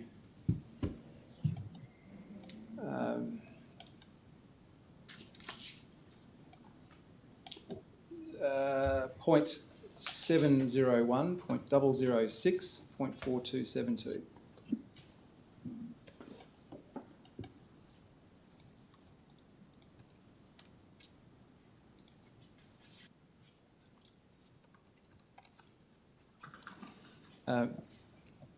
I take it you are familiar with this document. It's, I think, the latest iteration of the remediation plan. Yes. I've got a few questions about it. Could I just take you to item 35, which is on pinpoint 4327.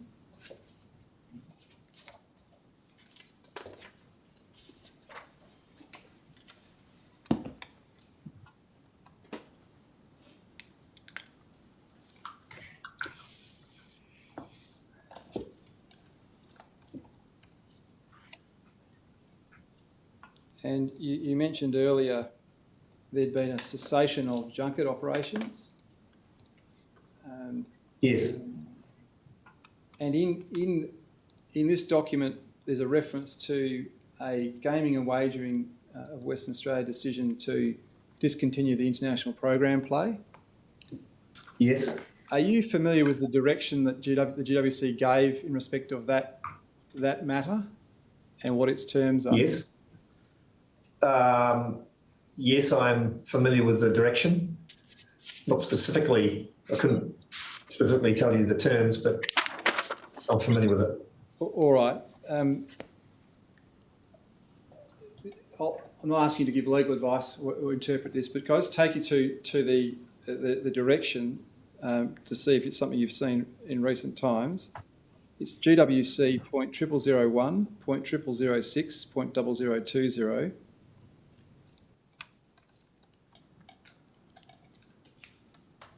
And the pinpoint is underscore 36. Doesn't tell you very much. We've got to go to the definitions, but you'll see there's the direction not to participate in the conduct of junkets, premium player activity or privileged player activity. Yes. They're defined at pinpoint underscore 0002.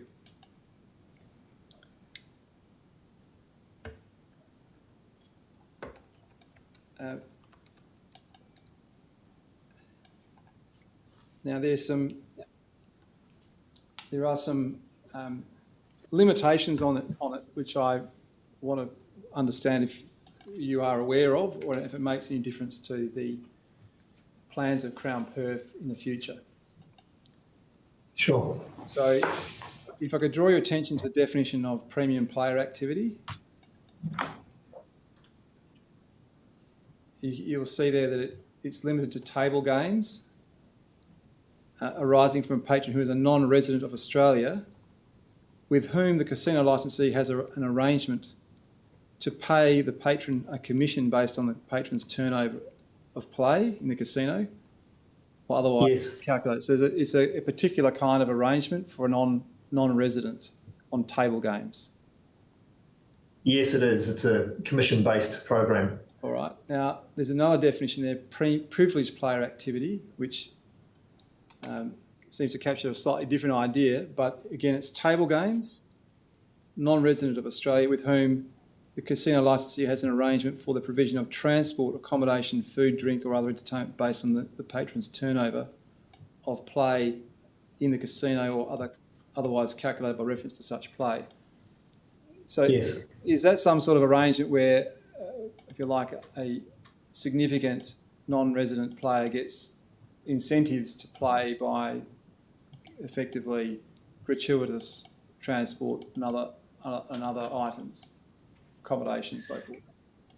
Yes, it's probably a lower level player than a commission player. So a commission player would get paid an amount of commission based on their turnover as a cash payment at the end of their program.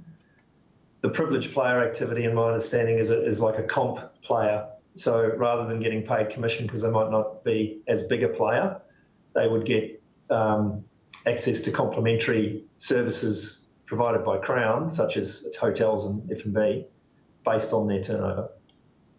All right. So in any event, is it your understanding that this direction does not prevent Crown Perth from promoting or attracting patrons who are non-residents of Australia from gambling at the Perth Casino per se? Correct. So a person could you could promote non-table games for non-resident, even on a commission basis if you wanted to. No, my understanding is that the commission-based, although it might not specifically say it, there was no commission-based play for anything else other than table games anyway. But in any case, it's not a complete ban on bringing in non-residents to play at the Perth Casino. No, that's right.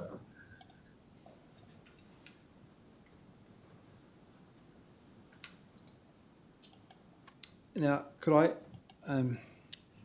would like to take you back to somewhere we started a little earlier this afternoon, Mr. McGregor, or this evening probably where you are, to your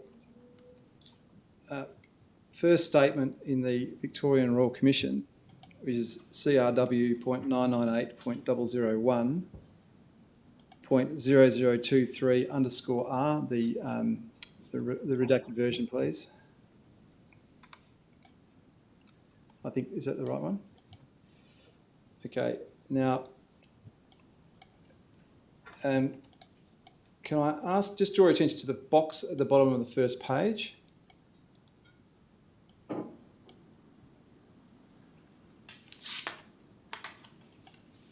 And if we could, operator, if you could also show Mr. McGregor the number of paragraphs that follow that. There are paragraphs 8 to 20. You may need to, in answering the question I'm about to ask you, Mr. McGregor, you may want to read them, and you can take your time if you do. But my question really is, if you rephrase that question to be, is it anticipated that Crown Resorts or Crown Perth in any way, directly or indirectly, in the foreseeable future, seek to encourage non-residents of Australia to gamble at the casino, would the answer you've given there in respect of Crown Melbourne to specifically patrons from the Republic of China be any different? No, exactly the same answer for Perth. All right. Now, does that then mean, if one looks at on page 3 of your statement in the box A, the same would apply if you make the necessary changes to the question? As I say, what financial impact would it have on Crown Perth?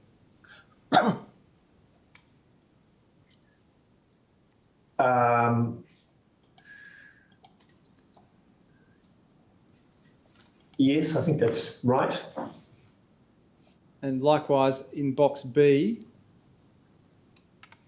okay, so if not, in other words, if there's not any such a, which I think is the case, as a consequence of your answer, Yes. what will the financial impact on Crown Resorts and Crown Perth be? Again, would your answer be any different to what is given in 23 and following if confined or if you're dealing with Crown Perth? And again, if you need time, look at it. No, that's fine. Thank you. The impact on Perth would be less. It's negligible in resorts in Melbourne, but it would be even less in Perth because Perth never had any real meaningful VIP program play like Melbourne.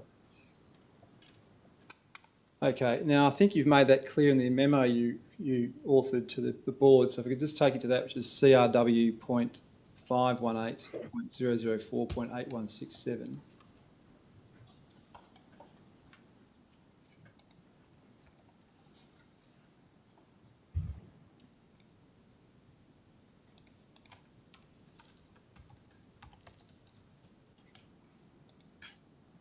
Now, leaving aside the financial, there's a part of this memorandum deals with the analysis of the impact financially, but earlier there's a recommendation based on effectively where things had got to, I suspect, in the Bergen inquiry by this point.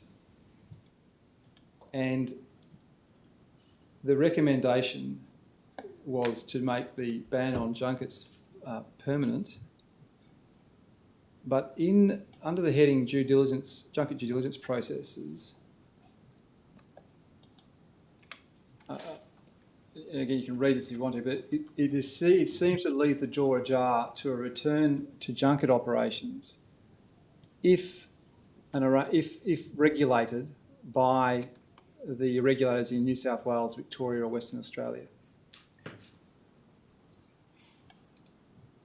Yes, I think that's right at that time. I think that was October or November 2020. Is that right? I can't quite remember when that document was. So this memo is in November 2020. Yes. The question I really have for you, Mr. McGregor, is whether there is any part of the future for Crown Perth has in view a return to junket operations if an appropriate arrangement can be reached with the regulator in Western Australia. No. Okay, can I take you back then to the remediation plan, which is CRW.701.006.4272. It's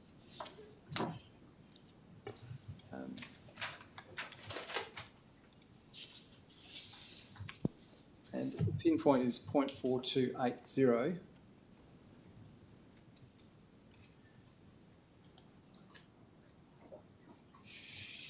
And if you could bring the bottom of that page and the top of the following page together. You might need to blow it up for Mr. McGregor.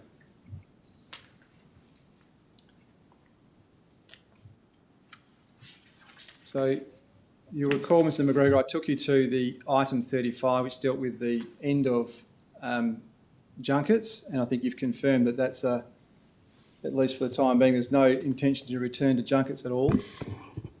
There's a reference to VIP business restructure. Yes. I think you made reference to this to some extent in your evidence in chief, and it's also dealt with in your statement to the Victorian Royal Commission to some extent. moving it to an Australian-based operation, closing Hong Kong, Yes. closing New Zealand.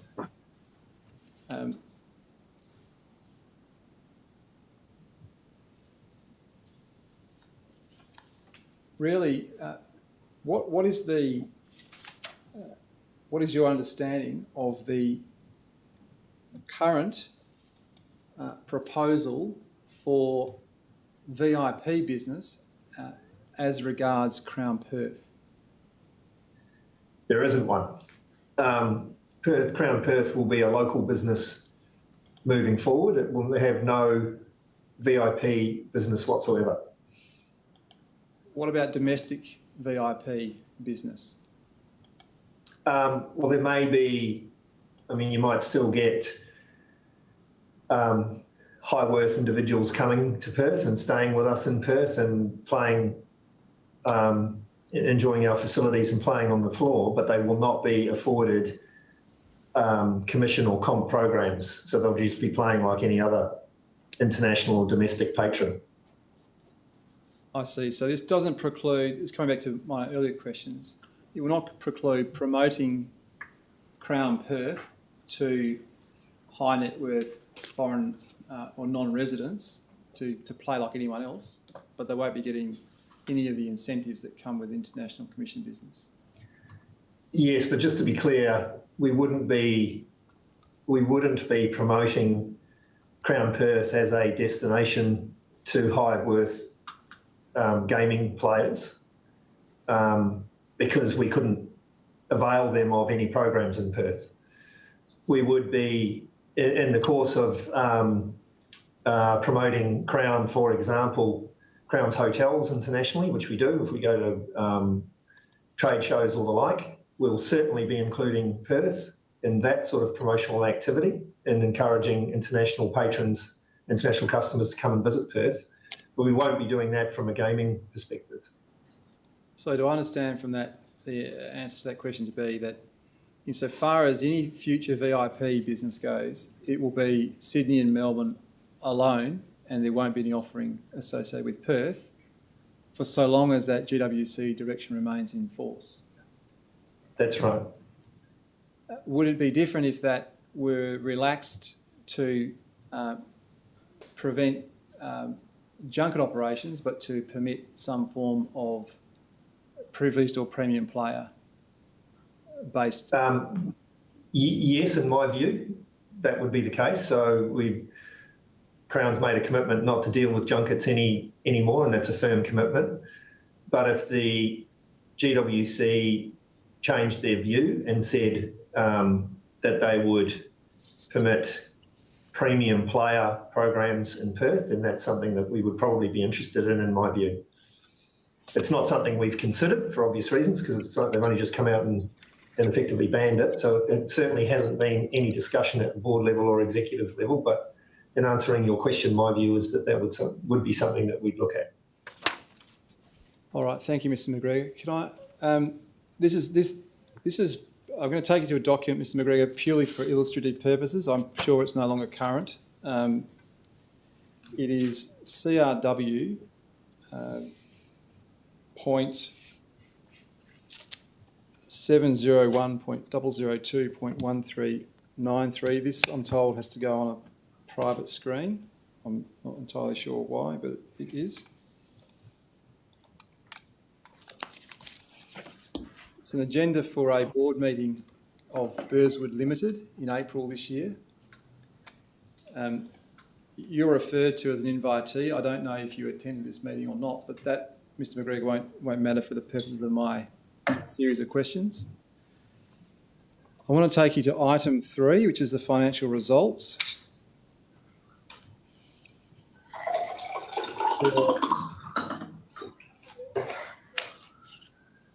Which is on pinpoint 0.1404,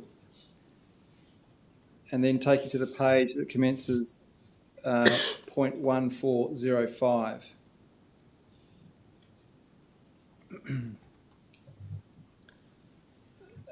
Now, I take it you're familiar with these financial reports for the Crown Perth Group? Yes. And this reflects essentially a consolidation of all of the companies that fall under Burswood Limited in Western Australia. That's right.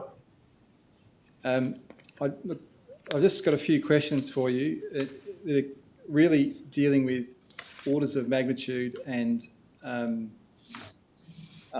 explaining what some of these entries mean. So there's a column that has got Crown Perth estimate 2001-M03 and then consolidated summary, program play, and then there's a heading revenue. Under the revenue, there's business units, local table games, etc. What is, when one scans across from those entries to the estimate to the end of March this year, what's that capturing? What business units? Is that simply Perth, or is that Crown Resorts Limited? No, this is a Crown Perth financial performance report. Okay. And so what's the difference between revenue and contribution? What's contribution referring to about halfway down the page? Net profit, if you like. So you're taking... Of that business unit. So in other words, there's a revenue at the top, less expenses which are not portrayed on this page. Right. It gives you a contribution or a profit. I see. And then the support departments that come off as a deduction as well, that leaves you with a local contribution there of, I don't know if I'm allowed to say what the number is, but there's a number beginning with 2. Yep. Yes. About 3/4 of the way down the page. So that's essentially the contribution of the Crown Perth group to the profitability of the Crown Resorts group. Is that essentially the summary? For that period, yes. That period. All right. Now, when one looks at the line item local table games, what's included in that? And I'm going to give you some examples. So does that include what are referred to as semi-automated table games? Yes. And fully automated table games? Yes. Okay, so under gaming machines, is that covering all what are referred to as electronic gaming machines? That's correct. Are there any other gaming machines that are captured in that line item other than EGMs? No, I don't think so. All right. Now, so do I understand then, if one takes the net position of gaming machines for this period, the number is about halfway down the page, beginning with 17. I've still got the revenue numbers up there blowing up at the moment. If you could just, thank you. Contribution.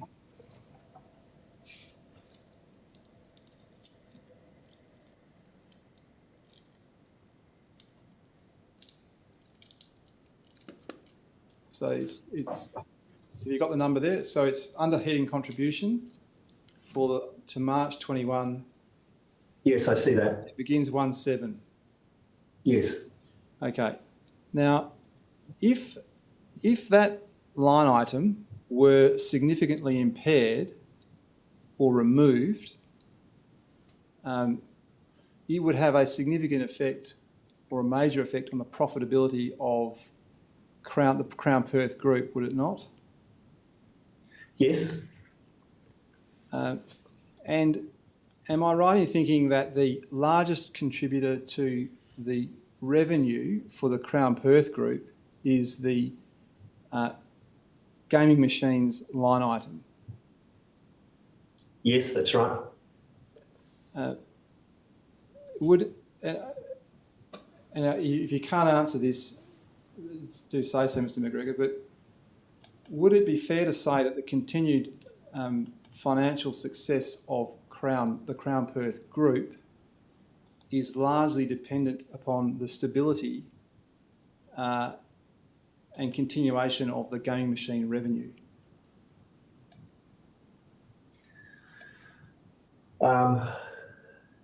Sorry, can you repeat the question? I'm just trying to get some of the nuances of your question. The continued financial success of the Crown Perth Group is dependent upon the stability of the revenue from the gaming machines. Well, I think certainly if the gaming machines part of the business was to deteriorate somewhat, that would have depending on how far it deteriorated, that would have a material impact on the financial success of the business. Having said that, other parts of the business, as you can see on that slide you've got up in front of me now, are profitable in their own right. And table games through the COVID period in particular has taken quite a hit. So hopefully when we're out of post-COVID period, we'll see some uplift in the table games part of the business. But the simple answer to your question is yes, I think it would clearly impact upon financial performance of the Crown Perth Group. Yes, no, so I've got another question for you. And I mean, again, you may not be able to answer this, as it were, on the spot, but if you're interested in your insights into this as the CFO of the Crown Resorts Group.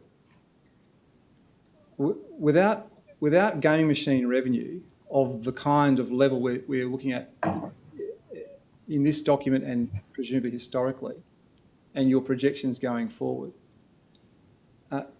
is Crown Perth Casino sustainable as a standalone business? Yes, I think it is. Well, it kind of depends a little bit on whether you're talking about wiping that out completely or whether you're talking about,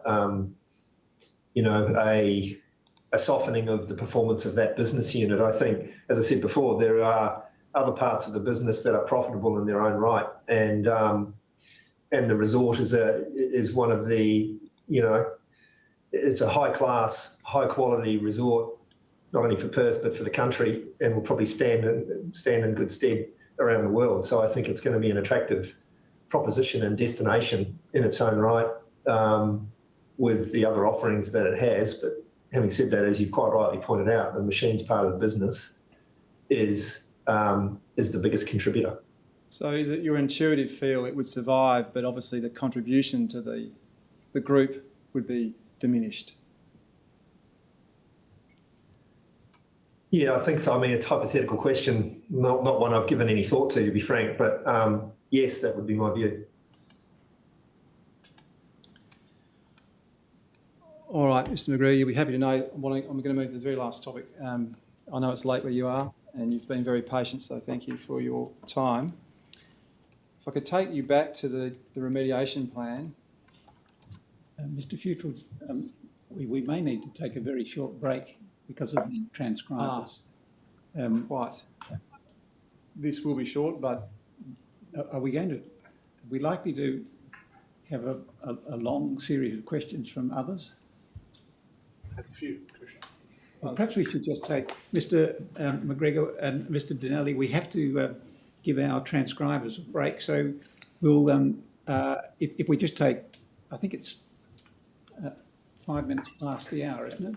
5 minutes. It is, yes. So if we just take 10 minutes and come back at it'll be 7:15 your time. Sure. Thank you, Commissioner. As the Commission pleases. All right.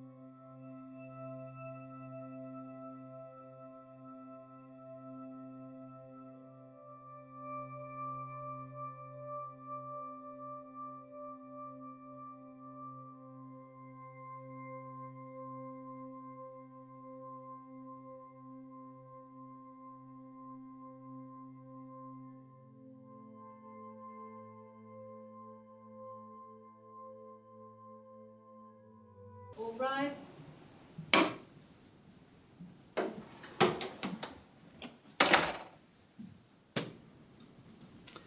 Please, thank you, Mr McGregor. Mr Pewtron. May it please the Commission.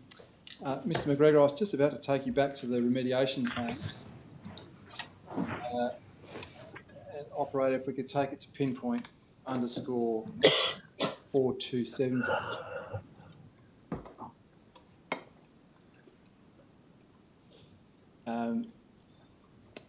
Now,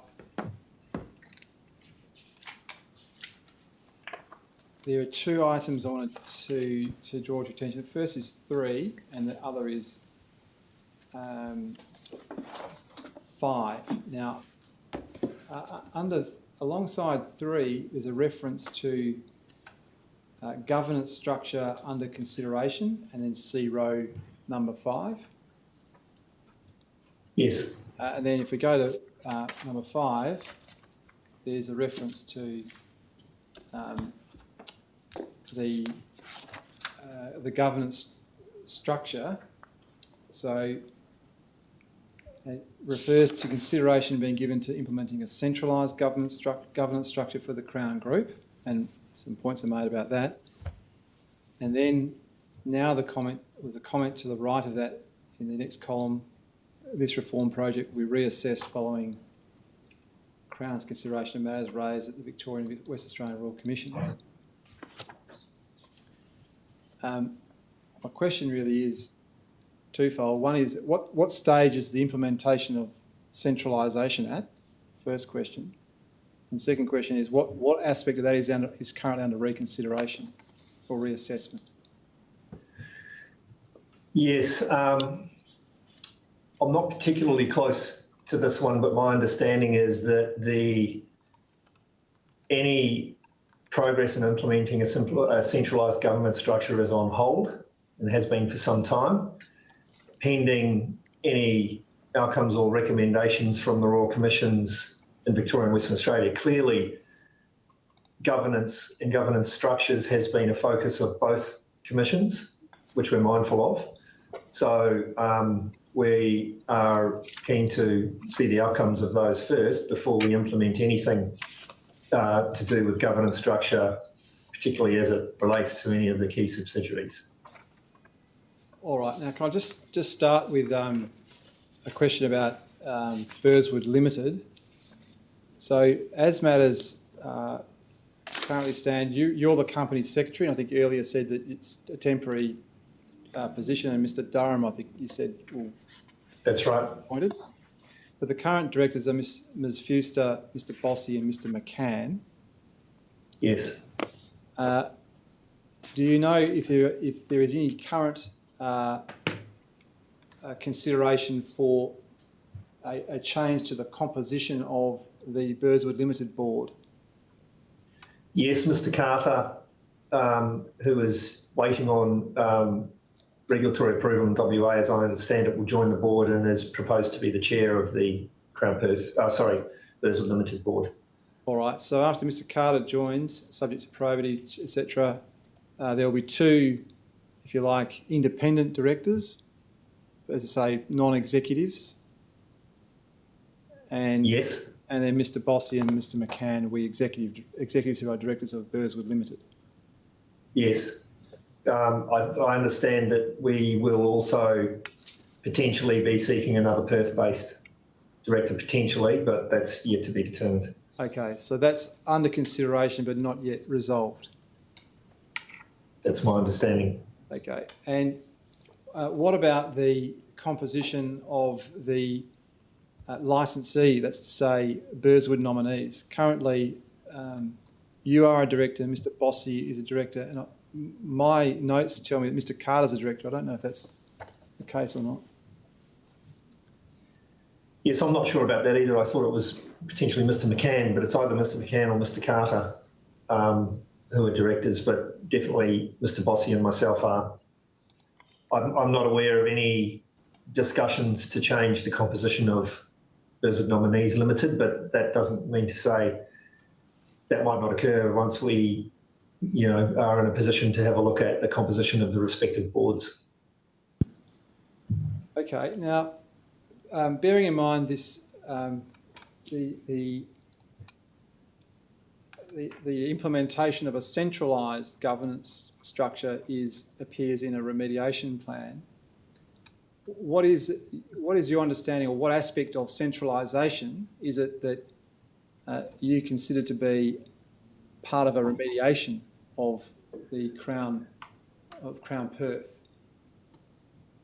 I'm not sure this was one that was specifically, and remembering from my read of it, this is back in September 2020, so this was probably one of the earlier remediation initiatives that, as I said, is largely put on hold pending the outcome of the commissions and what recommendations might come of that. But my understanding was what we were attempting to achieve is some efficiency around the repetition that exists in the boards across the group. To your knowledge, has there been a process undertaken whereby an assessment has been made of what the best or most appropriate governance structure would be for Crown Perth to discharge its duties and obligations as licensee? No, I'm not aware of any work done with respect to that.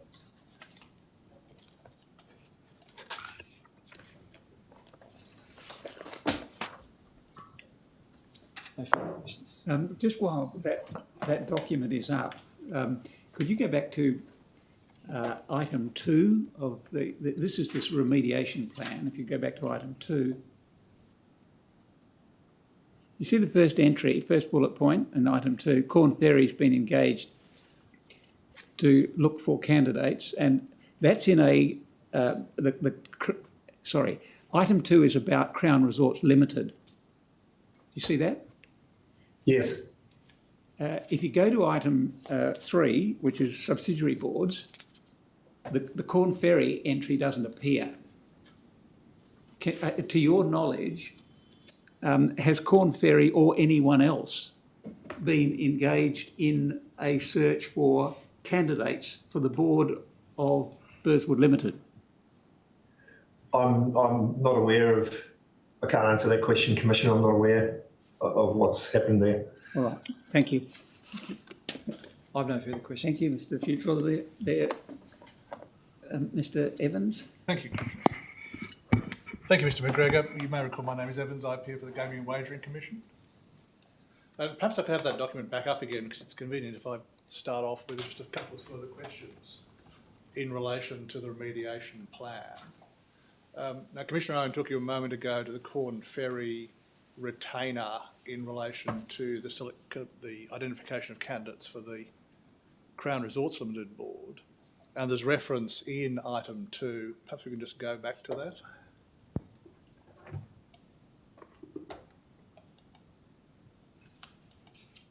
To finding candidates with relevant skills and experience for the appointment to the board. Yes. Has Corn Ferry developed, and has the Crown Resorts board or the nominations committee or any other officer of Crown vetted and approved a matrix of skills and abilities and desirable characteristics to inform the selection of suitable candidates? I don't know the answer to that question. It's I think the Corn Ferry engagement and process has been one that's been managed by the PRN committee.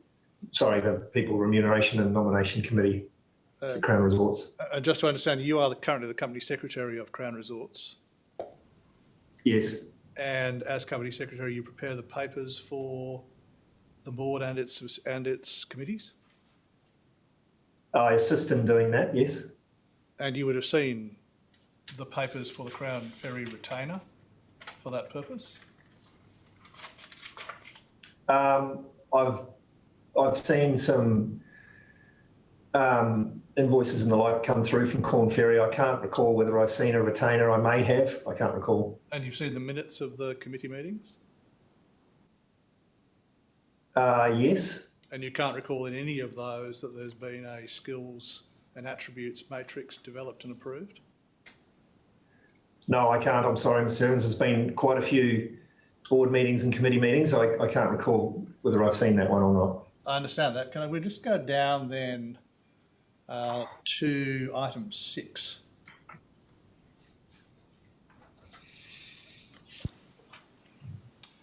And I just want to ask you a couple of questions about the position of Company Secretary, because I understand from your evidence earlier today that you'll be giving up the position of Company Secretary upon a new Company Secretary taking up his role.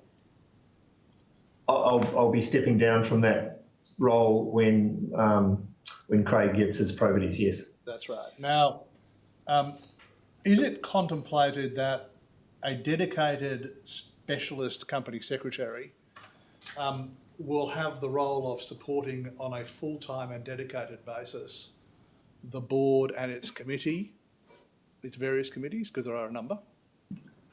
Yes, the appointment we've made is a dedicated company secretary and legal counsel for Crown Resorts, and he will, as my understanding, he will step into the COSEC roles for the key subsidiary boards. And in that role, he will have the responsibility for marshalling all the materials to go to the board and the key committees? Yes. And will he act as effectively as a gatekeeper in relation to access to those committees? In relation to the transmission of information to them? Sorry, I'm not sure what you mean by gatekeeper. Well, that is, he will vet papers which are to go to those committees, decide whether they are fit for purpose, refer them back to the originator if he thinks otherwise, and when he's satisfied with them, transmit them on to the committees? I'm not sure. There's a number of contributors to the various committees. The papers traditionally will go through a COSEC for review.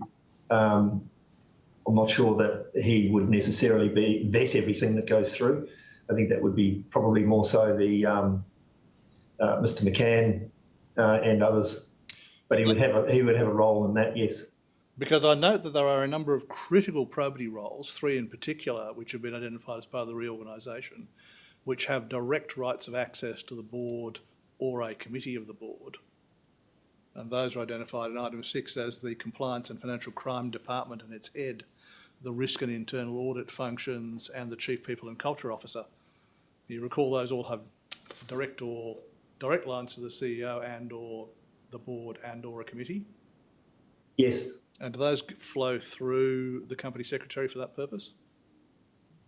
No, not to my understanding. For example, the Group General Manager of Internal Audit has a direct reporting line to the Crown Resorts Audit Committee and the subsidiary boards, and an operational line to me.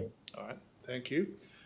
You also mentioned that his role was company secretary and legal counsel. Now, Crown has Ms. Ivanov, as I understand it, as the general counsel. That's right. What's the relationship of the company secretary to the general counsel? The company secretary, it happens to be a legal experienced practitioner, so he's a COSEC and legal counsel. He reports through to me. As I said in the beginning, we've split the roles of GC and COSEC. So Ms. Ivanov has a team of legal people under her. Mr. Durham reports through to me. So does that mean that the board and the committees have an independent source of legal advice through the company secretary now? I'm not sure that was the way it was intended. And does that mean that at least certain of the work product of the company secretary would be legal advice which might be subject to claims of legal professional privilege? Again, I'm not sure that was what was intended, Mr. Evans. I think having a COSEC with strong legal background obviously certainly assists in terms of continuous disclosure items and the like. So I think Mr. Durham brings a significant amount of experience with him, which will no doubt value in that role. The question that results from that, Mr. McGregor, is will he continue to practice law as a legal advisor in that role and provide legal advice within the organisation? I don't think so. His predominant role will be as company secretary. So he could perform that role, in your view, drawing upon his experience and expertise by surrendering his practice certificate so as not to be able to claim legal professional privilege in relation to his activities. I'm not sure that he'd be surrendering his. Stand to that, Just wait. if I may. Mr. Garrett. Obviously, this line of questioning is starting to intrude on future matters in an entirely hypothetical way. I just don't see that. I think I'm not sure that this witness, who, as I understand it, has no legal qualifications, is necessarily equipped to answer questions about where legal professional privilege lies, Mr. Evans. That may be the case, Commissioner. I'm not sure there's any other witness we have being called in the next week who is better placed to do so. And of course, this witness has just identified that the new Company Secretary will report to him in relation to that function. But I can't press the question any further, obviously. Thank you. Can I turn to another topic? And it's just to clarify a couple of additional matters. Mr. Futrell took you to some management accounts for Crown Perth, and he took you, I think, to the March 2021 accounts. I think when you were giving evidence previously, I took you to the May 2021 accounts. And perhaps I could just take you back to that for a couple of further clarifications. The document relevantly is CRW 0.701.004.0392.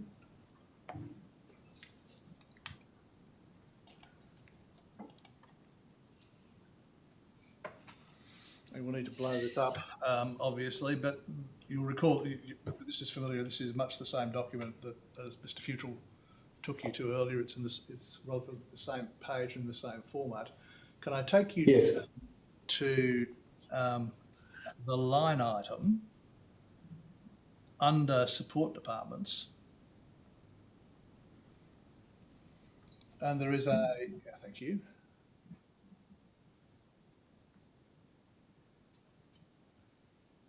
Now, support departments are what you might call back of house, those functions which cost money rather than making money within the business. There is a line item in there for support services generally. Yes. Can you just describe for the Commission in broad terms what the support services function is within the Burswood Perth business, the Crown Perth business? Sure. It's largely property support services. So the maintenance team, cleaning, that's where utilities costs would be, repairs and maintenance and the like. Right. Now, what we don't have in any of the support department areas, or indeed anywhere else I can find it in, this is a cost centre, which I might call corporate. That is managerial personnel, IT personnel, those sort of costs which are normal in a standalone business. Do they exist on a standalone basis in Burswood Perth or in Crown Perth? Yes, they do. A lot of them are in the line item called security cage and other. Right. So in the other item, you will find, for example, your admin functions like finance, IT, HR. Those sorts of functions are included in that line there. Thank you. And then, yeah. Now there is another line item which is other corporate expenses, which is a positive item as a cost. Yes. Can you identify what that item relates to? Yes, that would be typically where the executive management team are costed into, and any other sort of corporate type costs that couldn't be adequately allocated to those other areas. The reason it's a positive, if I'm looking at this correctly, May 21 year to date, is because of the receipt of JobKeeper subsidies in that period. Thank you. I was just about to take you to that, because if we go further down the page, we see a JobKeeper subsidy figure, what's described as a net JobKeeper subsidy figure. Yes. About the second last line of the document.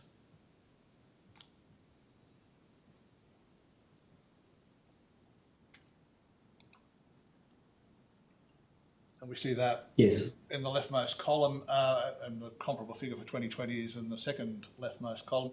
So do I take it that effectively the local corporate services cost would be effectively the difference between the two figures we just looked at? Yes, so the 24 less the 16, that's right. Okay. Now, is any part of what I call national corporate overheads attributed locally? So the national corporate secretarial, IT and management functions, are they costed to the business unit? No, not to any great extent, Mr. Evans. In fact, the approach we have taken in the past is for group roles, which I think you're referring to, who might cover the Australian properties, for example, they're costed to the property that they're domiciled in effectively. So rather than having complex allocation accounting entries across the group, we made that decision some time ago that where the group person is domiciled would be the property that bears their cost. But I also add that from a corporate perspective, so for example, my costs as being a corporate CFO, I'm costed to the corporate expenses for Crown Resorts, not to any particular property. All right, thank you. So there is an element of, Mr. Pewter put a number of questions to you, postulating what I might call a standalone enterprise of Crown Perth. There would be some corporate costs which would need to be transferred into Crown Perth's accounts for it to be a standalone enterprise, including a component of such things as treasury, AML, and other compliance roles. Is that correct? Yes, that's right. Thank you. Can I ask you one final question? You recall when you were before us last time, I asked you some questions about compliance by Crown with its obligations to disclose bank accounts to the regulator. Yes. When you gave evidence on the 11th of August 2021, I put to you a number of propositions which you accepted at the time, and indeed Mr. Futrell has put them to you again today in relation to candour and transparency with the regulator. You recall those? Yes. Now, I took you to a form of report which is submitted every month by the finance team of Crown Perth to GWC in relation to chip transactions and bank accounts. Now, if I could bring up the example which we used, which was GWC.0001.0007.0212.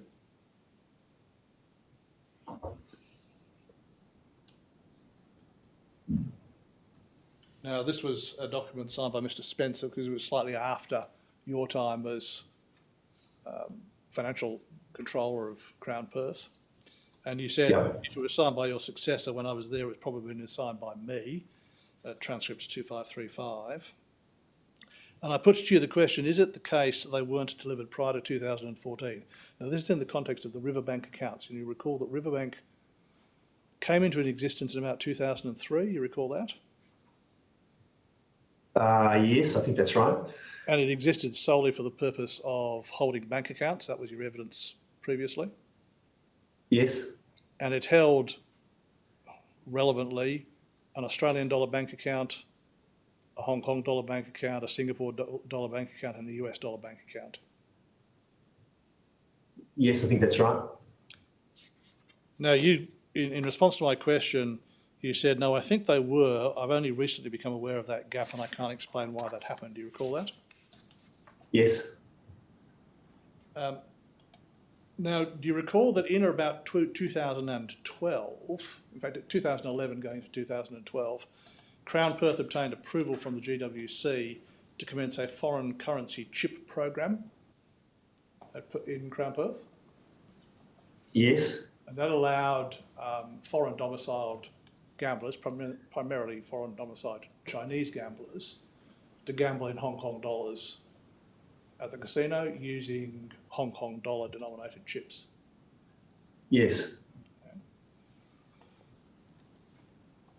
Now, GWC, with the assistance of the department, has located many but not all of the reports submitted by Crown to GWC and the department preceding 2014, in fact from September 2007 to 2013, and I'm going to take you to just one of those, which is December 2012. Now, and there are two relevant letters, and I'll ask for both of them to be brought up in turn.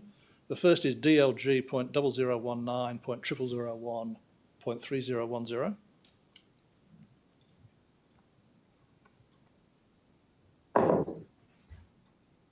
Now, this is a letter of 7th of January 2013.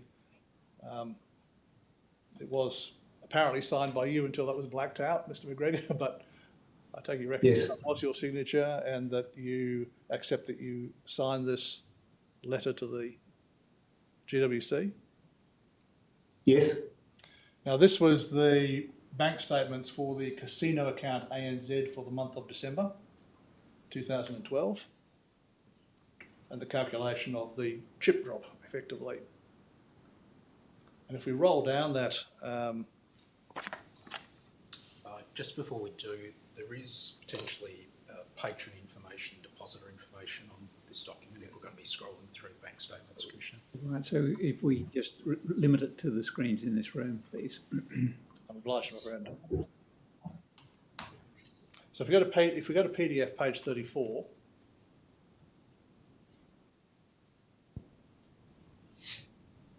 this is ANZ bank statement for bank account 016002837623509 casino account.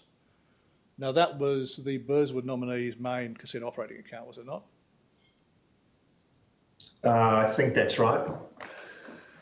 If there's any doubt about that it's the Burswood nominee's account, you could look at DLG.0019.0001.0121, which identifies that it's a Burswood account. That's okay. I'm happy to take your word for it. Thank you. Now, that is the only bank statement which is attached to this. I'm going to scroll you through it.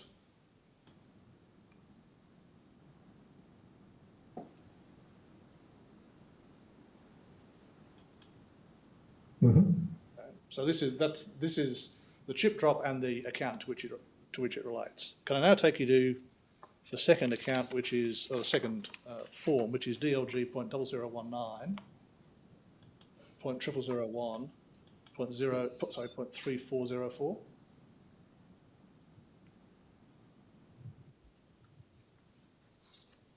So again, same date, same period, signed by you. And this refers in its face to the bank statements for casino account HKD HSBC for the month of December 2012 and the calculation of unredeemed HKD currency chips for casino tax purposes. Now that shows on its face the purpose of this submission was to validate the calculation of casino tax on the Hong Kong dollar chips, which were the subject of the arrangement to which I referred you a moment ago. Is that correct? Yep. It's your recollection? And if we scroll... I don't have a strong recollection of these documents, but that's okay. Keep going. And if we scroll down, it's only a couple of pages. And again, if we have this on room screens only, please, because there might be some patron information. I doubt it, but there might be. If we go to PDF 3,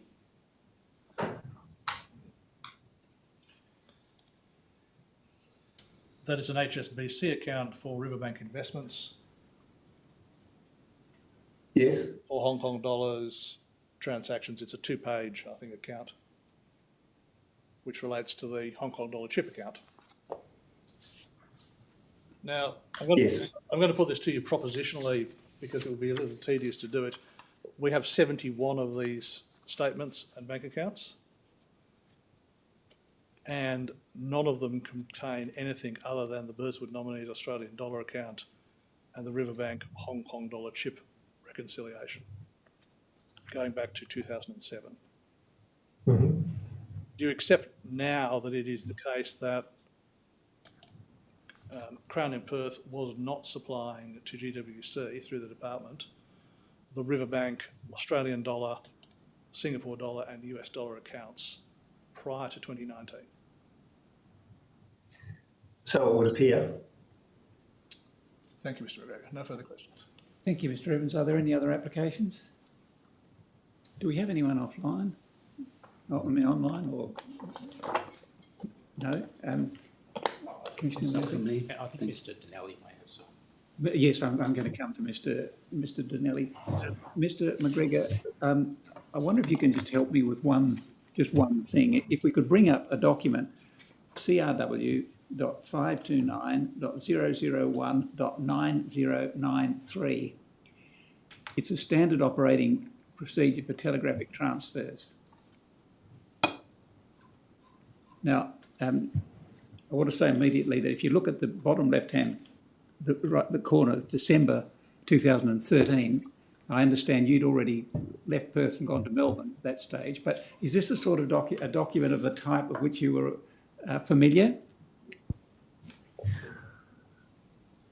Well, yes, I was aware there were standard operating procedure documents for the cage, yes.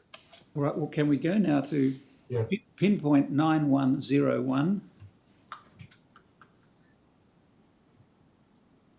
We may have to go to the previous page to get the context.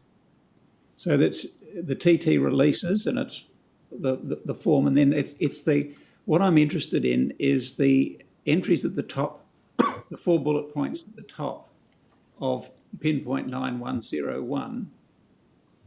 Yes. You've got 4 copies of the TT release forms. One goes to the Pearl Room. One goes to Finance TT Officer.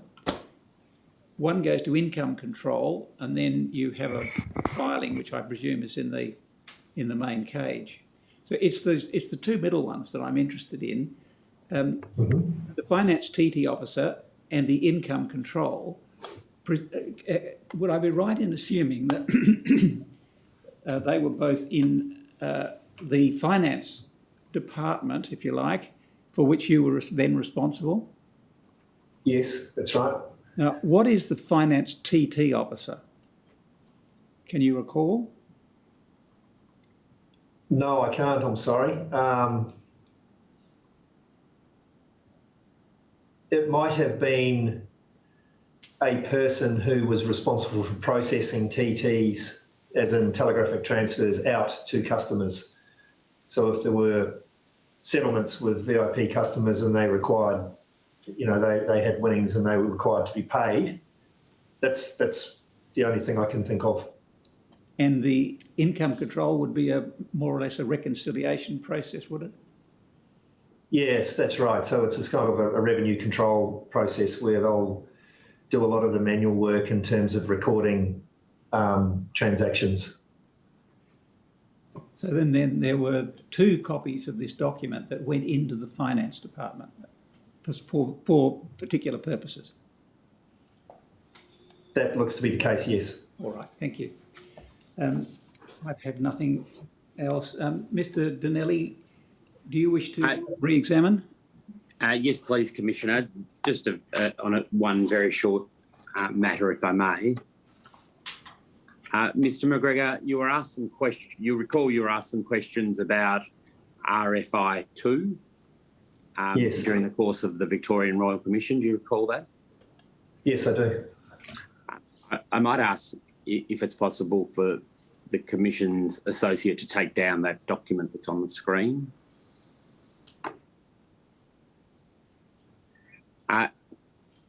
Mr. McGregor,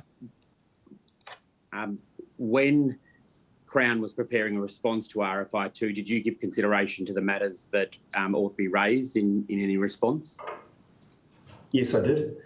Now, I don't want to ask you about any meetings you had with Allens in relation to this, but do you recall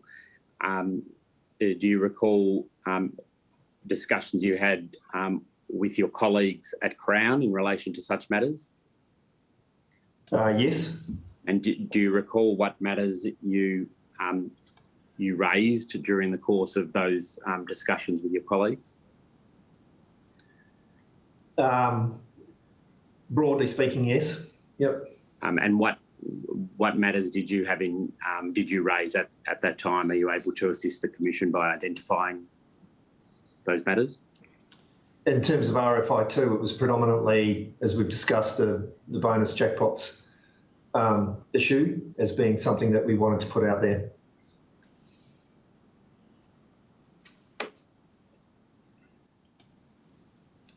Thank you.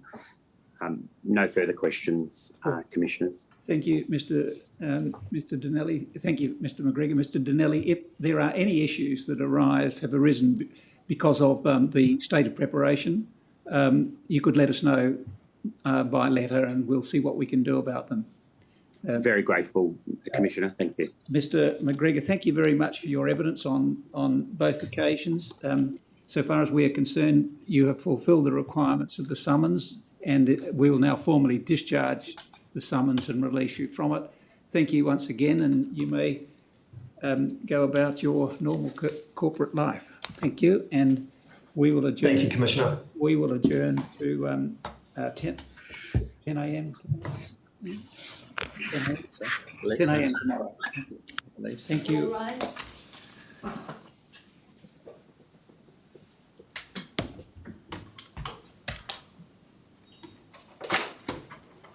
Stupid.